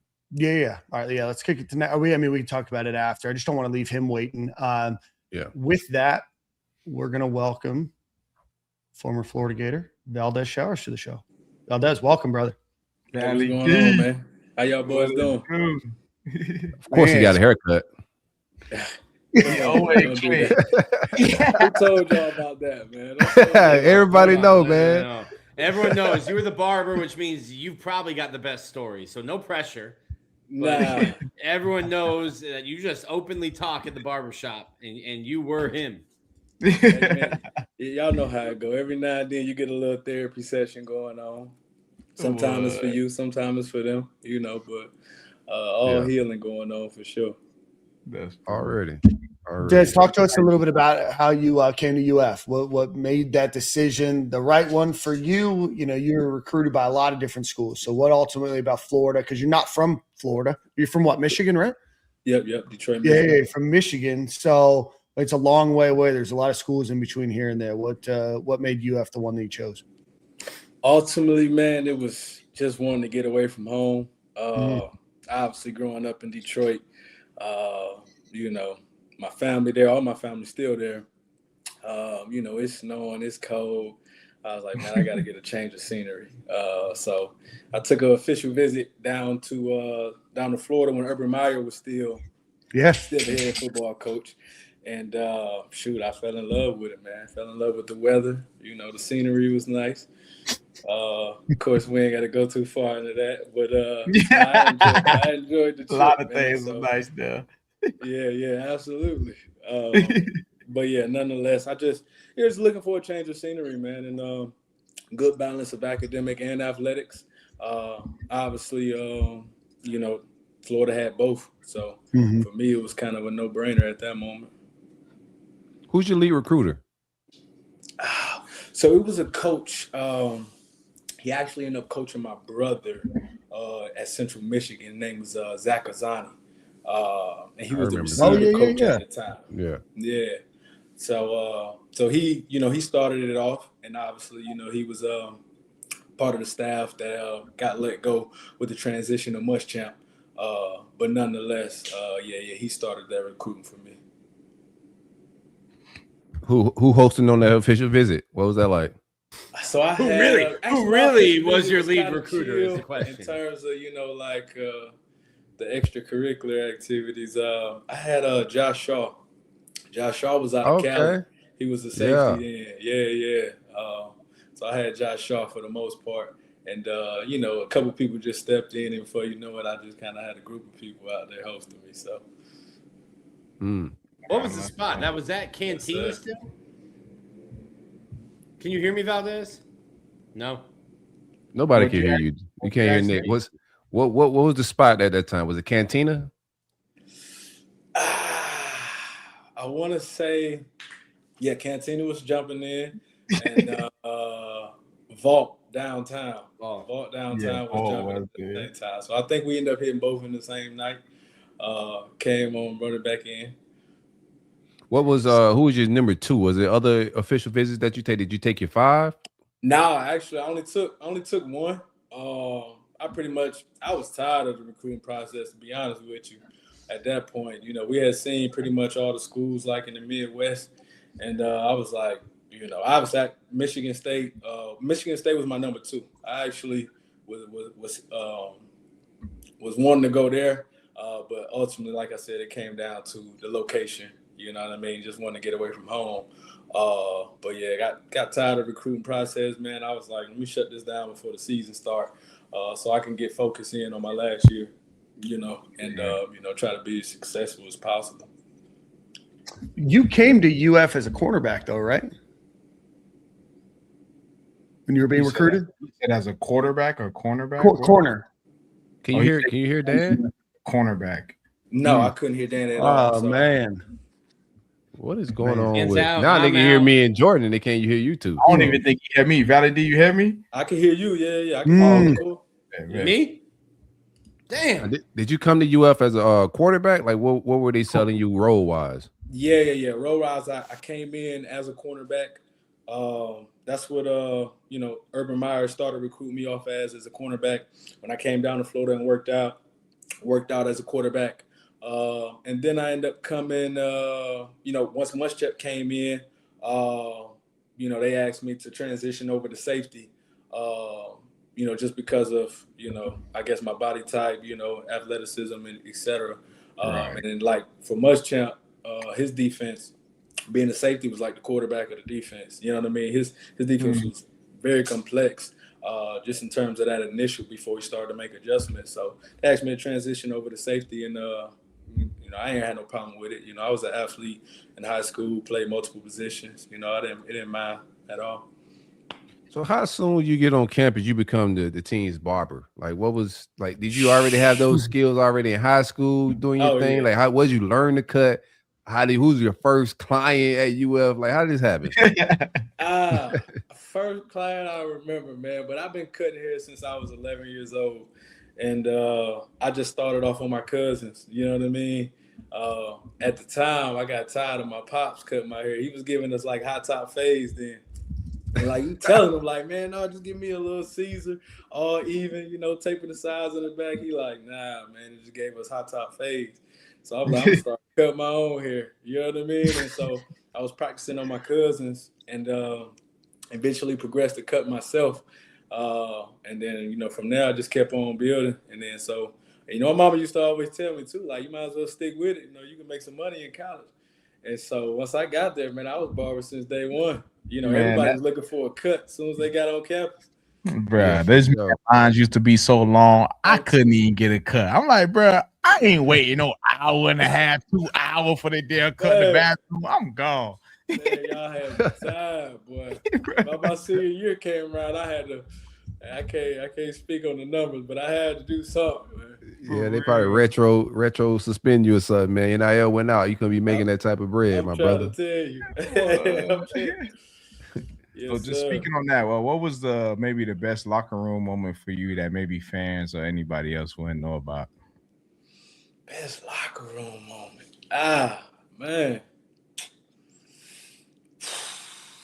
It can be multiple. It can be anything, you know. So there's a lot of things that goes down in the locker room. I'm trying to tell you. It's a family show, man. We ain't tripping on it, man. Nobody really watches this. It's just us. Man, it's like we get like 5 fans. Craziness. It don't matter. You can say whatever on here. Do that. I'll tell you, like one of the best experiences probably was like my freshman year.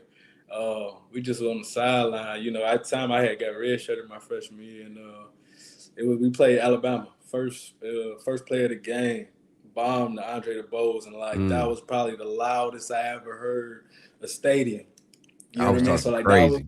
You talking about memorable experience? Like that was crazy because, man, that was just so loud. Like we was talking, you know, and obviously you can't hear the person next to you. So that was a hell of an experience. Other than that, man, I really enjoyed the whole process of just being in the locker room with the guys. I mean, we had our share. Battles, fights, joking around and all of that. But that whole experience for me was memorable. I enjoyed it, man. I enjoyed the relationships I built, you know what I mean? And being able to, connect with different people from different walks of life and everything. So that whole experience for me, man, I appreciate it. But that one play right there, I don't know, it just stuck out to me, man. That was like my welcome to the SEC moment, like witnessing that. Right. Valdez, can you hear me? Yes, sir. I can hear you. Ooh, back in. Did you return the kickoff? I think it was McElwain. It was the Lightning game. Yes, sir. And that was the only play of the game. Yes, sir. Against Idaho, right? Idaho, yeah. Oh, yeah. You can hear me? Yeah, I can hear you now too, Dad. We're back. Cooking. Boys are back. Was that Mac's first game too? As coach? I don't know if it was or it wasn't. It might have been his first game. It had to be. That was 2015. I remember there was so much build-up. No, that was Muschamp. I'm sorry. That was Muschamp. 2014. That was 2014. There was so much build-up. It's the first game of the season. You had a nasty kick return, and then it's like lightning. There's not even an offensive play, and then we sat there for like 3 hours until they like canceled the game. What's going through your mind? You get the ball, nasty return, and then they're like, hey, head to the locker room. And then you guys are just like sitting there waiting. Man, so true story. We kind of knew like it was going to be some type of rain delay, just leading up to the game. And so it was up and down. We'll go out in the field, warm up. They'll be like, come back in. It's probably going to rain. And so I ended up, coming back in, man, and be honest with you, I had got in my locker, took my shoulder pads off and fell asleep. You know what I mean? So then they end up waking us. They end up waking, getting us back up. Like, hey, okay, we going on right now, right? So I just get up like, oh shoot, you know what I mean? I ain't expecting. I didn't even think we was gonna play because they hadn't been delayed like at least an hour and a half, 2 hours at this point. So we get out there, and to be honest with you, I wasn't thinking about nothing at all. I'm thinking that they're gonna get canceled again because right before the kickoff, it was another lightning strike, and it looked like it was super close. So I'm just kind of just standing there, and the next thing you know, they kick it off, boom, and I just I could see the ball because it was raining hard. So I just kind of ran up because they did a short kick. We called it a sky kick, and I just adjusted to the ball, ran up, almost dropped that. Like if you look at the film. Because it was raining, and I had to run up like 15, 20 yards to catch it. Yeah, when I caught it, running up on it. I almost dropped that. So I wasn't thinking nothing, to be honest with you, man. But I would say, too, like leading up to it in practice, they kept practicing the sky kick. And during practice, I would always cut back cross field. You know what I mean? And the special team coach at that time, DJ Durkin, was like, man, what you doing? Just run the return. You know what I mean? I'm like, they coming. If you gonna have everybody squeeze me to the sideline, I'm gonna cut back naturally. And so, just instinctually, I just kept kept doing that, and it played out just like that in the game. That's crazy. Yeah, so it was actually funny to see that because like he was on me about it. I'm like, man, y'all squeezing down. Why wouldn't I cut What you that? want me to run through all that? Right, like I don't even make sense. I would have ran directly to Coach Dirk and been like, you still want me to follow that? And now you like to cut back now, Coach? Yeah, I ain't say nothing. I just let it rock, man. But sure enough, he definitely told me that a few times. I'm like, man, you tripping, man. Tripping. Yeah. Because you also had a long kickoff return against Toledo, right? The year before? It was 2013. Nah, I think I had one versus Florida State. Toledo, I might have had one in Toledo as well. I can't remember that one. Most of my stuff got called back anyway, so I ain't, you know what I mean? I ain't even know what to do at that point. Hey, it's still counting, my boys. It's on tape. Shit. Hey, it's on. Hey, you got the film. It count, baby. Come on. That's all I care about.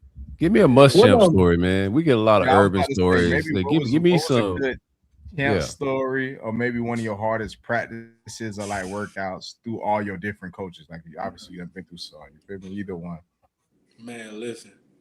I tell everybody, man, like transitioning in the real world after football, etc. Like this is the easiest stuff. And like when I went to camp in my freshman year, so 2011, 2012 on the Will Muschamp, man, that was the hardest moment in my life. Like man, when I tell you Gainesville might be the hottest place on earth, we was doing that was back when 2 days, you could do two full padded practices back to back. Yeah. 2 days. So, man, that was the hardest moment of my life, man. Like my mama couldn't recognize me when I went home. I got so dark. Like she used to look at me crazy, but definitely 2011, 2012 on the Will Muschamp, man, we was doing full padded practices, 2 of them. And it just was so hot, man. No shade, no breeze. Man, that was gruesome. But nonetheless, it made everything else easier. There's something about Cece mentioned it right before you about that lacrosse field.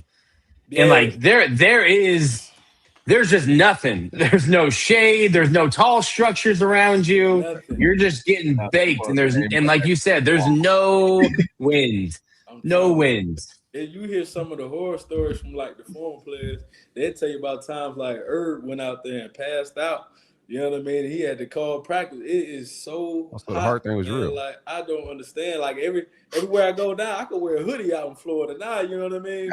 You built for this now. Yeah. After that, what? Man, can you imagine waking up? You already ain't getting all the sleep that you need in camp. Come on. Just because of the meetings and that whole process. But, man, going out there in that heat, man, 12 o'clock, 1 o'clock. And that was coming from Michigan, that was your introduction. Absolutely. And it's not just the heat, it's the humidity. You don't have that in Detroit. You get down here and you feel like SpongeBob. You're under the ocean. Man, it's so humid. Cleats soaked, you know what I mean? It's like you done just jumped in water. Man, I remember LaTroy Pittman. He came out here as a freshman. Man, I watched this man run routes and throw up at the same time. Mid route, just throw up and keep running. Like, I was like, yo, this is sick, man. Somebody gonna pass out here. Was y'all there for the Jared? Was you there when Jared Willis fought for the cleats? No, that Jared Willis, bro, that's a crazy story. I don't think you were there for that. Were you? It was Skyler Morningweg fight. Skyler Morningweg. So Jordan Sherritt was hurt. Yeah. And Jared Willis asked Jordan Sherritt if he could use his cleats. Him and Skyler both wore number 17. So the cleats just had 17 written on them. Yeah. So Jared Willis grabbed Skyler Morningweg's cleats. Shout out to Skyler Morningweg. Went up and confronted Jared Willis. Yeah. Were you there for that? So I was there, but I didn't see the whole thing transpire, man. Neither did Skyler. Yeah, I heard about that story. My man Skyler tough though, man. Skyler out of Philly, I think, man. He was tough, man. He stood in there, I heard, and he held it down. But Bro, then it was He's Kanye a through the Morton wire Wig. after He's that. out of Philly, but he's also a Kanye Morton through the Wig, so he's rich. Nah, that was I heard about that story, man. Bro, Jared Willis is from New Orleans. Yeah. Hey man, those cleats are yours. You need me to get you another pair? I'm not asking you for those back. I'm Yeah, I asking gotta if you give him need a flowers, second pair. Yeah, he was a big dude too, man. What? Yeah, Skyler, he got heart for that, man. I give him credit for that one. He stood in there. There's other ways to get credit in the locker room. Oh yeah, for sure. There's other ways. You don't have to do that. Yeah. You don't have to sacrifice your jaw. Yeah, stand in that paint. Absolutely. Stand in that paint. Who else was who had the best hands on the team during your era, man? Just not just in the locker room, but out at the clubs, etc. Hear Man. you, Cor. No, he said who had the best hands in your time at Florida, like who were fading the hardest. Who was fading up? Yeah, no. So we ask this question all the time, and people think it's who had the best hands? Oh, then they start naming like no. We're not asking pad who had the level. best hands. So I'll be honest, and obviously rest in peace, Ronald Powell. But I ain't get to see Ronald Powell myself. You know what I mean? You can see people like we used to do this thing called fourth quarter under Mickey Marotti. When he was the strength coach. So you can see people boxing and stuff like that. But man, I heard some stories from out of Ronald Powell. Like he had the locker room shook. So I heard he had the best hands. You know what I mean? But in terms of what I seen, who I seen fight, Mike Taylor. Ooh, Mike Taylor. 51. Mike Taylor got hands. He official. Mike Taylor, he official. Like that's real. He got golden gloves. Like he golden gloves, huh? Okay. Yes, sir. There's an equation to it. Like Mike Taylor, not all there. Not every bulb was on. Like what you want in a linebacker. Yeah. But also, Mike Taylor wants to box. No, thank you. Yeah. Mike T like that, man. He official. We can ride together. That's my guy. That's funny as hell. Yeah. So who was maybe the best player you went against in your time at Florida? Whether it was you on the defensive side going against a good receiver, or a while later in your career you were receiving at good defense. Best player that maybe sharpened you at Florida, or if it was in a game. Man, we had one of the nastiest route runners. Obviously, being the defensive back, one of the nastiest route runners. We have Jordan Reed. You know what I mean? Like y'all, I know y'all seen Jordan Reed take that boy like and1 mixtape out there. So Jordan Reed was probably like one of the best route runners that I went up against as a DB, because obviously he was like 230, 240. You know what I mean? Moving like that, like quick on his feet, and he was one of the best hoopers on the team. I'm about to say, even if you're there, he gonna box you out. Oh yeah, he gonna box you out. That's exactly what he did to me. Box me out, box me up. But Jordan Reed was probably like one of the best route runners that we had at that time. DB wise, man, y'all know we was shoot. I mean, I know LSU be trying to claim it, but we was DB. Come on. Hey, you know what I mean? Just go down the list. You know what I mean? Who we had? You know, Vern, Marcus Robertson. You know what I'm saying? Yeah, Cody, that was crazy in the slot. Jalen Watkins, like Cody Riggs. I forgot about Cody. Out. Like we had Matt Elam was back there at that time. Like 5'6", yeah. Keanu Neal. Gangster. Gangster. You know what I mean? Like that's disrespectful. Like that boy was crazy, man. Hey, Nick Washington looked like he was like G.I. Joe. Class came. I think that was your class. That was your class. One of Scarlet. Who? Kiki, Jared Davis, and all them. No. They was like maybe 2 years older than me. I was a puppy. I came in and Kiki was maybe like a junior, maybe him and Poole and all that. Right? You was that young? Yeah. I only caught 1 year with you. Man, I think that class, I was a puppy. Yeah, it was real.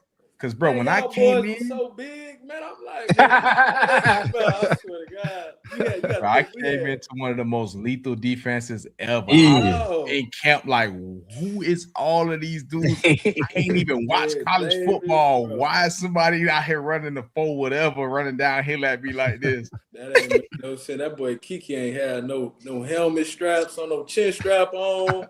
Out there, old school, Ronnie Lott. Like, what's wrong with this man? Bro, I can't hear Kiki. I couldn't catch a break. Oh yeah. Come on. And then you got JD following behind Tone acting just as crazy. You got Anzalone was it went because it went like Alex Anzalone, Antonio Morrison, JD. Yeah.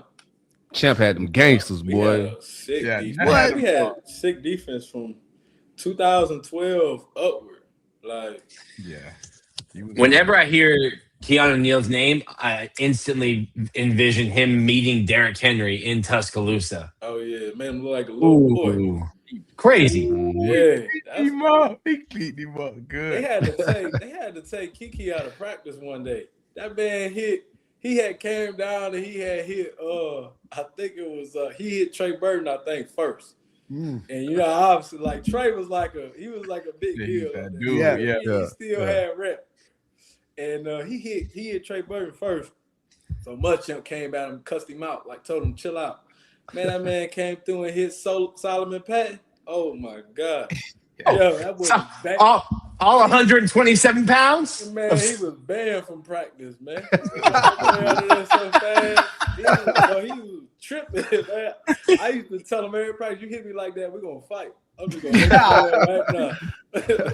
And the crazy thing is, he was such a nice guy, bro. Like, as soon as you step off that grass, he was a respectable.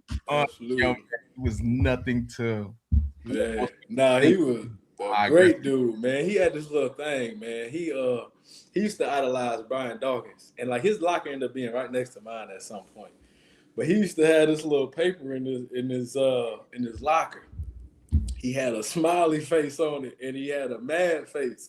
And he had like transform on there, like crazy. Man, once that boy put that helmet on, he become a different person. And you can barely talk to him. You gotta like get him outside of practice to have a conversation. That's where he a nice guy.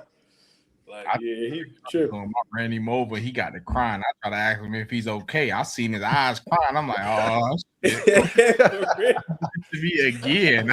You don't want them problems, boy. Let that one go. Is that what that story is, Jordan? When you were running like out of bounds, you dropped the shoulder a little bit? Really, I don't think he knew I was going to drop the shoulder on him. He thought I was going to run out of bounds, but coaches teach you don't run out of bounds as a running back. So I dropped. Boom, you know, it's spring practice. It's like our little scrimmage. So everybody was like, ooh, you feel me? He felt embarrassed. He's seeing red at that rate. I'm like, oh my God. I remember that. Shit, Scarlett was a freak too, but that one was like 4'3". You went about 4'4" at the combine for sure. Yeah, I went 4'4" at the combine. Man, y'all boys came in so big. I was like, bro, these boys on something. They on something. I was like, oh, man, they moving. You know what I'm saying? Like Scarlett was moving. But y'all boys laid the foundation, man. I came in into a bunch of vets, bro, and just was watching the way y'all boys was moving, the way things was going. Obviously, man, we went. Unfortunately, we wasn't able to win the SEC, but we took. I mean, that got to be for some. People could say the East was cupcake and all that, but shoot, people ain't doing it now. And it ain't it's only still one good team in the East. Like, come on, we still can't do it now. So we managed to do it then, and I think that has to do a lot to our leaders that we had in the room and all our older guys paved the way for us. Nah, for sure. We had a good team. We was playing ball. Them 2 years we were playing ball for sure. Like, what was your favorite game? But like SEC ain't never easy. Like you see the way it is now. Like SEC ain't never been easy. I'm trying to tell I don't think you hear me. He said, "What was your favorite?" He said, "What was your favorite game as a Gator, though? If you was to pick one." My favorite game, it had to be Alabama for me. That was like my highest productive game. Special teams, offense, I scored, played at receiver there as well. So for me, it was probably Alabama. That was my most productive game. You know, and obviously it was Alabama, right? Yeah, I'm about to say them was them boys at the time. Yeah, so you can get off on somebody like that. Shoot, you know. Come on, You know What about the? It was your senior year, I think, 2015. Yep. That Will Greer, Ole Miss comes in. They got the Kimdichie brothers. I think they had Swag Kelly as the quarterback. They're number 2. I'm a writer at the time, and I'm like, yo, let's just get this 60 minutes over. Like, this is not going to be good. You guys dominate Ole Miss. Dominate them. That What stadium was loud. That was one of the last Yeah. games I ever went to. Yeah. What was that week of practice like? Because outside of that locker room or outside of your building, nobody gave y'all a chance. What was it like that week of practice? And then once the ball started rolling, you guys it was like foot on the floor, game over, quick. Yeah. No, I'll be honest, man. I don't think we even put much emphasis on the game like that. Like we wasn't really talking about like Ole Miss, anything like that. I would say like one thing that like we was appreciative of is having good quarterback play at that time. Like Will Greer was balling. Like he was balling out of control. And for real. So we like we didn't necessarily just talk about that game leading up to it. It wasn't like it was like a highly anticipated game for us. You know what I mean? But we had the utmost confidence in what we could do defensively. And then obviously we had, Will Greer, who was balling, going crazy with the receiving core that we had, with the running back. Like we was stacked. We was playing ball. Yeah. You know what I mean? So once it kicked off, man, we was just firing on all cylinders, special teams everywhere. That was an exciting game for real. That was a night game too. Yeah. And we gave them like a 30-piece, didn't we? Night game, orange jerseys. Yeah. I think it was 38-10. Yeah. Well, I was lying to everybody, bro. We back. I was at a Halloween party that game, bro. Like we back, bro. I don't care what nobody said. And then just a couple days later, man. If not for that ridiculously timed test, that season was going to be something. Yeah, man. Somebody might have outed my guy, man. That's crazy. Oh, It might have been Jordan. I blame Jordan. I was over there at my boy crib. I used to Willie G stay right by the dorms, but hey, that was my boy. I ain't know what the hell was going on. I wouldn't know if he was doing anything. Jordan fumbled the fake urine transfer. I get it. When he felt it, Dan was like, I knew they was taking something. I knew. Man, all that Austin Harden. Well, listen, Austin, yeah. Neither here nor there. What was 81 like in practice, man? Antonio Callaway. What was number 81, Antonio Callaway, like in practice? Ooh. AD. Man, that man was just talented, bro. Like sandlot football, like just straight out. Look, man, he was one of them guys that just had it. He ain't had to go do no ridiculous workouts or training. Man, he came out the bed running like that. Like, no, routes. He was like that as a freshman. I remember seeing him coming in the summer when he came in the summer, and we was doing our our player run practices and stuff like that. He was like that then. Like he just from the start, man. Like, and he didn't really see competition like that. He just was that talented. Yeah, he didn't care. He didn't give a damn. Yeah. You just hold the football up and you're like drawing routes on the football. Like, hey, just do that. And he just making plays. Y'all seen it as a freshman year. One hand catches, all type of stuff. If y'all look at, I remember this was when I was like, oh, he wow. SEC game versus Bama. It was a kickoff return. We both back there. He scored that one, but people ain't peeped this one. They had kicked it off, and the ball was going out of bounds. It was almost a touchback. And he went over there and caught it with one hand, like kickoff return. Just, I was like, oh, this boy, special, man. Crazy. just casually, like a kickoff return. Like, come on, like that's crazy. Didn't you have that one game where he returned an onside kick for a touchdown? Yep, Michigan bowl game. Oh, it was. Yeah, he did. Yeah, he did. They tried to try with it. That boy just wearing straight. You're supposed to fall down. All special team coach say you get the ball and just fall down and protect yourself. So that boy caught that thing up. I see the end zone. I can't go down. LSU game, he ran one back. That was fun. Freshman year LSU game. He ran one back in Death Valley. Yeah. What is interesting to me? What you're coming down? You don't really know much about Florida. Rivalries. How did those kind of break down to you? Which one meant the most to you? Which ones you like playing in the most? What school can you still not stand now? Man, so I never been a big rivalry guy. I never really cared about that since high school. Like I never thought too much about it. It's like, we playing ball, you want to go out there and ball out, and that was it. Yeah. So, you know what I mean? Like, obviously coming into Florida, FSU was like one of the main ones we talked about. Florida, Georgia was like, those probably the main two. But LSU, like during my career, came like that sneaky rivalry game that was like always highly anticipated. Like, you remember that win we had in the Swamp in 2012, like when we was going crazy.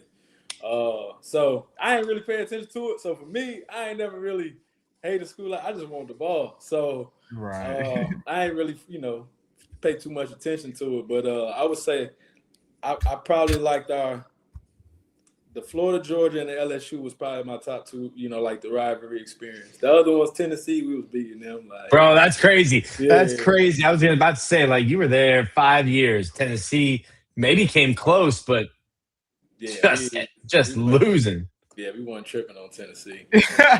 Florida State popped us a few times, so we was like, God. That was during the Jameis years? Yeah. Dalvin years. Fucking Jameis. Sorry, excuse me. Yeah, excuse me. It was 4. It was 4. So outside of the Swamp, obviously the Swamp got the best stadium in college football. What was another stadium you maybe think had like the best atmosphere that you played in through your time? LSU. Yeah, LSU. I always say that Death Valley is slept on. People say Rocky Top. Really? Okay, so I'm not going to put their names out there because they told me, like, just off the record, 2 players on Florida's team last year said Death Valley is overrated, and they think Neyland's louder. And I was like, no. No, they tripping. They tell them again, they tripping. Death Valley bring a different vibe to Death Valley, you come down, like they at night, a spiral, you come down on the bus. They're waiting for you. Out there pushing the bus, throwing the bus like this. And this was back when they had that theme song that I don't know if y'all can cuss over here. I'm from Louisiana. Yeah, they had all that. They had that Tiger song. You know what I'm saying? They look. Yeah. Man, LSU night game. Oh man, that's different kind of people out there. Yeah, different kind of people. Like that's it. Like if I had to play at any stadium outside the Swamp, I'm playing at LSU. Like, did you get a night game there? Yeah, got a night game there. Yeah, we had one in 2015. Yeah. When Callaway ran that punt back, I think that was my only night game at LSU. Was that year? Yep. Who was maybe the fastest teammate you had or the hardest hitter your time at Florida? Man, fastest teammate. Yeah, you gotta think, man. We had some Chris speed Rainey, Jeff. Yeah, some speed. You know what I'm saying? We seen Bowes. Like, D. Powell on little CT now. Chris Thompson has some speed. Oh, Chris Thompson was moving, but like, guys, he just he ain't fucking with Randy though. Excuse my language. World class speed, bro. Yeah, he was fast though. We was at Florida, man. We had a lot of guys that was running, sneaky people that you ain't even know was fast. You know what I'm saying? Like, we had a lot. We probably had like, I think my freshman year, man, we probably had like, at that time it was like 16 people that was like under 4'4" and under. You know what I'm saying? Like my freshman year, like we had that many people that was running. Like, so. Did you think like you're fast? You're probably the fastest kid on your high school team, and then you get down there, and then you see Chris Rainey and Jeff Demps, and you're like, oh. Yeah. Okay, that's different. Yeah, these boys different. You got, and that was at the same time. I think that was around the same year as Demps went 995. That might have been like So like that was a different kind of speed, bro. Like Bowles, seeing Andre the Bowles. Yeah, Bowles was sliding too. That man looked like a gazelle. Like, no, we had some speed out there. But in terms of speed, like, those are some of like the top guys out there that I've seen. I was like, okay. As hard as hitters, man, Antonio Morrison was smacking. Gangster. I got hit one time by John Bostic. I was playing running back. 5-6-1, man. People sleep on Bostic. Like, real gangster. Bostic he ain't gonna go just take no crazy, like, he ain't gonna go dumb on a tackle. Like, it's gonna you be seen right that Bridgewater tackle? Himself. But like, oh boy. he's so strong, like naturally and explosive. Like that man went like 4.5 in the 40. Like, For sure. And he At hit me one time. 245. Yeah, Yes, he hit his me power. one time, bro. I blacked out like mid-hit, boom, rolled over. I just was like, you know what I mean? Just kept trying to. I got He was in refresh. third tempo. I was like, yeah, he tripped. Oh shit. Yeah, those he was definitely hard. Him and Tone. Yeah, It was Tone it. was a beast. Tone made my face mask hit my nose. For real. That was crazy. Like It made no this ain't sense. had no care, bro. You what? Yeah. I love it, man. Des, man, what are you up to now? Man. Oh, Dez, what are you up to now? Oh, might just be you, Jordan. Hey, I think every time somebody, can you hear me now? Oh, shoot, man. So I relocated to Birmingham, Alabama, like 2024. So I've been working out here. I work for a steel company out here. Been in the steel industry for about 7.5 years now. Been enjoying it. So yeah, that's what I've been doing, man, and been enjoying it. Been moving all around. I moved all around Florida with the same company up, and ultimately just chasing, growth and development. Ended up relocating out to Birmingham. So that's what I spend most of my time when I'm free, man. I'm traveling. I'm on a flight somewhere. Yeah, I seen you out there with your feet up about a week ago. I said, look man. at him. Yeah, I'm gonna take a flight. I'm gonna take a flight at least 2 times out of the month. But other than that, I'm playing golf, man. I just got into golf. You know what I'm saying? I'm on that old man time and throw my back out a few times. I gotta retire the right way. That's real. Now I'm with you when you're right. That's it right there. So yeah, that's. But if you want to, man, just tell the people what they can follow you at on Instagram and whatever other social medias you want to put out, and if you want to shout out your business and anything you want the fans. And we got some Gator fans on here that's willing to show love for whatever you got going on. Oh man, if you want to follow me, man, you can catch me out on Instagram. That's probably where I spend most of my time on social media at Valdez Showers. That's my handle.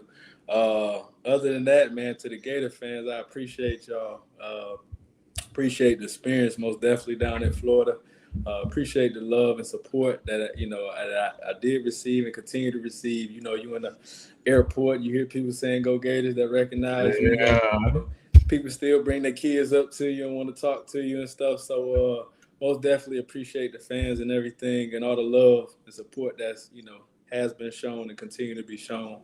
And just shout out to all y'all boys, man, and everybody who's been a part of that journey experience for me as well. So yeah, that's pretty much it for me, man. I appreciate everything. Just grateful. We appreciate you, brother. Absolutely. Yeah, man, we appreciate you, man. I'm glad that you got in here to spend some time with us, man. And go Gators, brother. I love Gators. Go Gators, man. Yes, sir. Yes, sir. Yes, sir. Absolutely. All right, Des. We'll catch you soon, brother. All right, brother. We'll catch you soon, man. What stream y'all got going on today, man? You got to make go back to the other servers and shit. StreamYard be just randomly tripping, man. Yeah, I just text D-Bose, bro. We're gonna get D-Bose on here too, man. I had to unplug my microphone to go to my AirPods to have it. I don't even know what it was. AirPods hit for you better, Nick, because he heard you as soon as you could. Yeah. Yeah, I don't know. We had no problem with Phil. I don't know. That's the first time we've had a problem in a while. We'll figure it out. It's racist, man. StreamYard's racist. We get 2 black guys. Allegations. StreamYard reply on Twitter. Yeah. Your silence is definitely. I was on a laptop and the other 2 guys were on cellular devices. I think that's it. I think that's really it. Maybe there's too much audio coming out. I want to run through just a couple big things that happened this past week. I know that there's a lot that we went over today. This was a classic Stadium and Gale show. We used to go like 3.5 hours, like way back in the day. We would have these interviews. Sure. We're trying to keep the content a little bit tighter around that like 2.5 hour window. But it's late. So men's basketball, obviously we talked about it last week. They clinched the SEC regular title, 16-2 conference record, finished 3 games ahead of the rest of the SEC. Shout out to them. Todd Golden, SEC Coach of the Year. Tommy Hawk, first team All SEC. Ruben Chinyelu, Defensive Player of the Year and SEC Scholar Athlete of the Year. So big ups to him. Alex Condon, third team All ACC, and Urban Klavjar, SEC sixth man of the year, ended the season on an 11-game winning streak. They will enter the SEC tournament as a 1 seed, and they will play, I believe, on Friday. They get the double bye. Baseball, Nick, we're going to skip over that. First series loss to High Point. Do end up winning in dramatic fashion in game 3, scoring 4 runs in the bottom of the 9th. FSU, I mean, they walked 5 of the last 6 batters. Yeah, well, you shouldn't have got to that point, Nick. Yep, FSU on Tuesday, and SEC play starts this weekend, but that's as much baseball. How we feeling versus FSU, man? I don't know. The midweeks are weird. Like I wish Florida and Florida State would do what Florida Miami does and do a weekend series. Because like Florida's going to throw a redshirt freshman tomorrow, and then they'll throw other redshirt freshmen, and FSU will do the same. So nice. Okay. Unfortunate news. Friend of the program. She was on the show a few times. Kelly Ray Finley, the women's basketball coach, was let go today after 5 seasons, 93-75 record. But I believe she was 30 games under 500 in the SEC. So Florida's going to be looking for a new head coach of the women's basketball program. Men's golf with a big win this weekend as well. Next week, Josh Pate. Big Pate. We'll see if we get Chapman to pull up his too. This was a loaded show. We still got Jarrett Chapman. Try to get him on board. Yeah, but, we're talking to a few other coaches as well. Yeah, sure. We got a few other players in the vault. I've been texting and going back and forth. But let's just dunk on people, bro. Like, why not? Yeah. Like, let's just and then we'll get. They was talking like we couldn't get guests for a second there, man. I don't know. And they must have forgot, like Roy Jones Jr. said. A little bit. Yeah, the internet was talking a little bit. I was wondering where our guests were. They're here. Like, what is going on? Next is BP4. Okay. That's a good one. He's been ducking, but at the same time, he's been texting me back late on like, Me and his brother used to go back and forth on Twitter a lot. That's true. God, yeah. His brother searched his name every game. Every day. He's with all the shenanigans every day. So shout out to his brother. We got a bunch of coaches coming on. We got the head coach coming on. Guys, we wanted to do it after spring practice, so that's why everybody's wondering. It's been in the works for 5 weeks. So coach is doing like 4 shows a week right now. He's watched practice 3 times. Yeah, I've heard everything. Coach talked about everything. Let coach first. We'll worry about the pod later. The pod's got a bigger idea, bigger strategy. A lot of people are like, man, they really lost their step. No, we didn't lose their step. We're still back. 3 weeks in a row, three staffs in a row, 3 staff, players every single week. We're going to flex more next week, bring in Big Pate, get a former player. I'm texting with DeBose right now, who's absolutely hilarious. I got to get him on the show as well, man. He'll be a good one. No, he's hilarious. Like one of the funniest guys.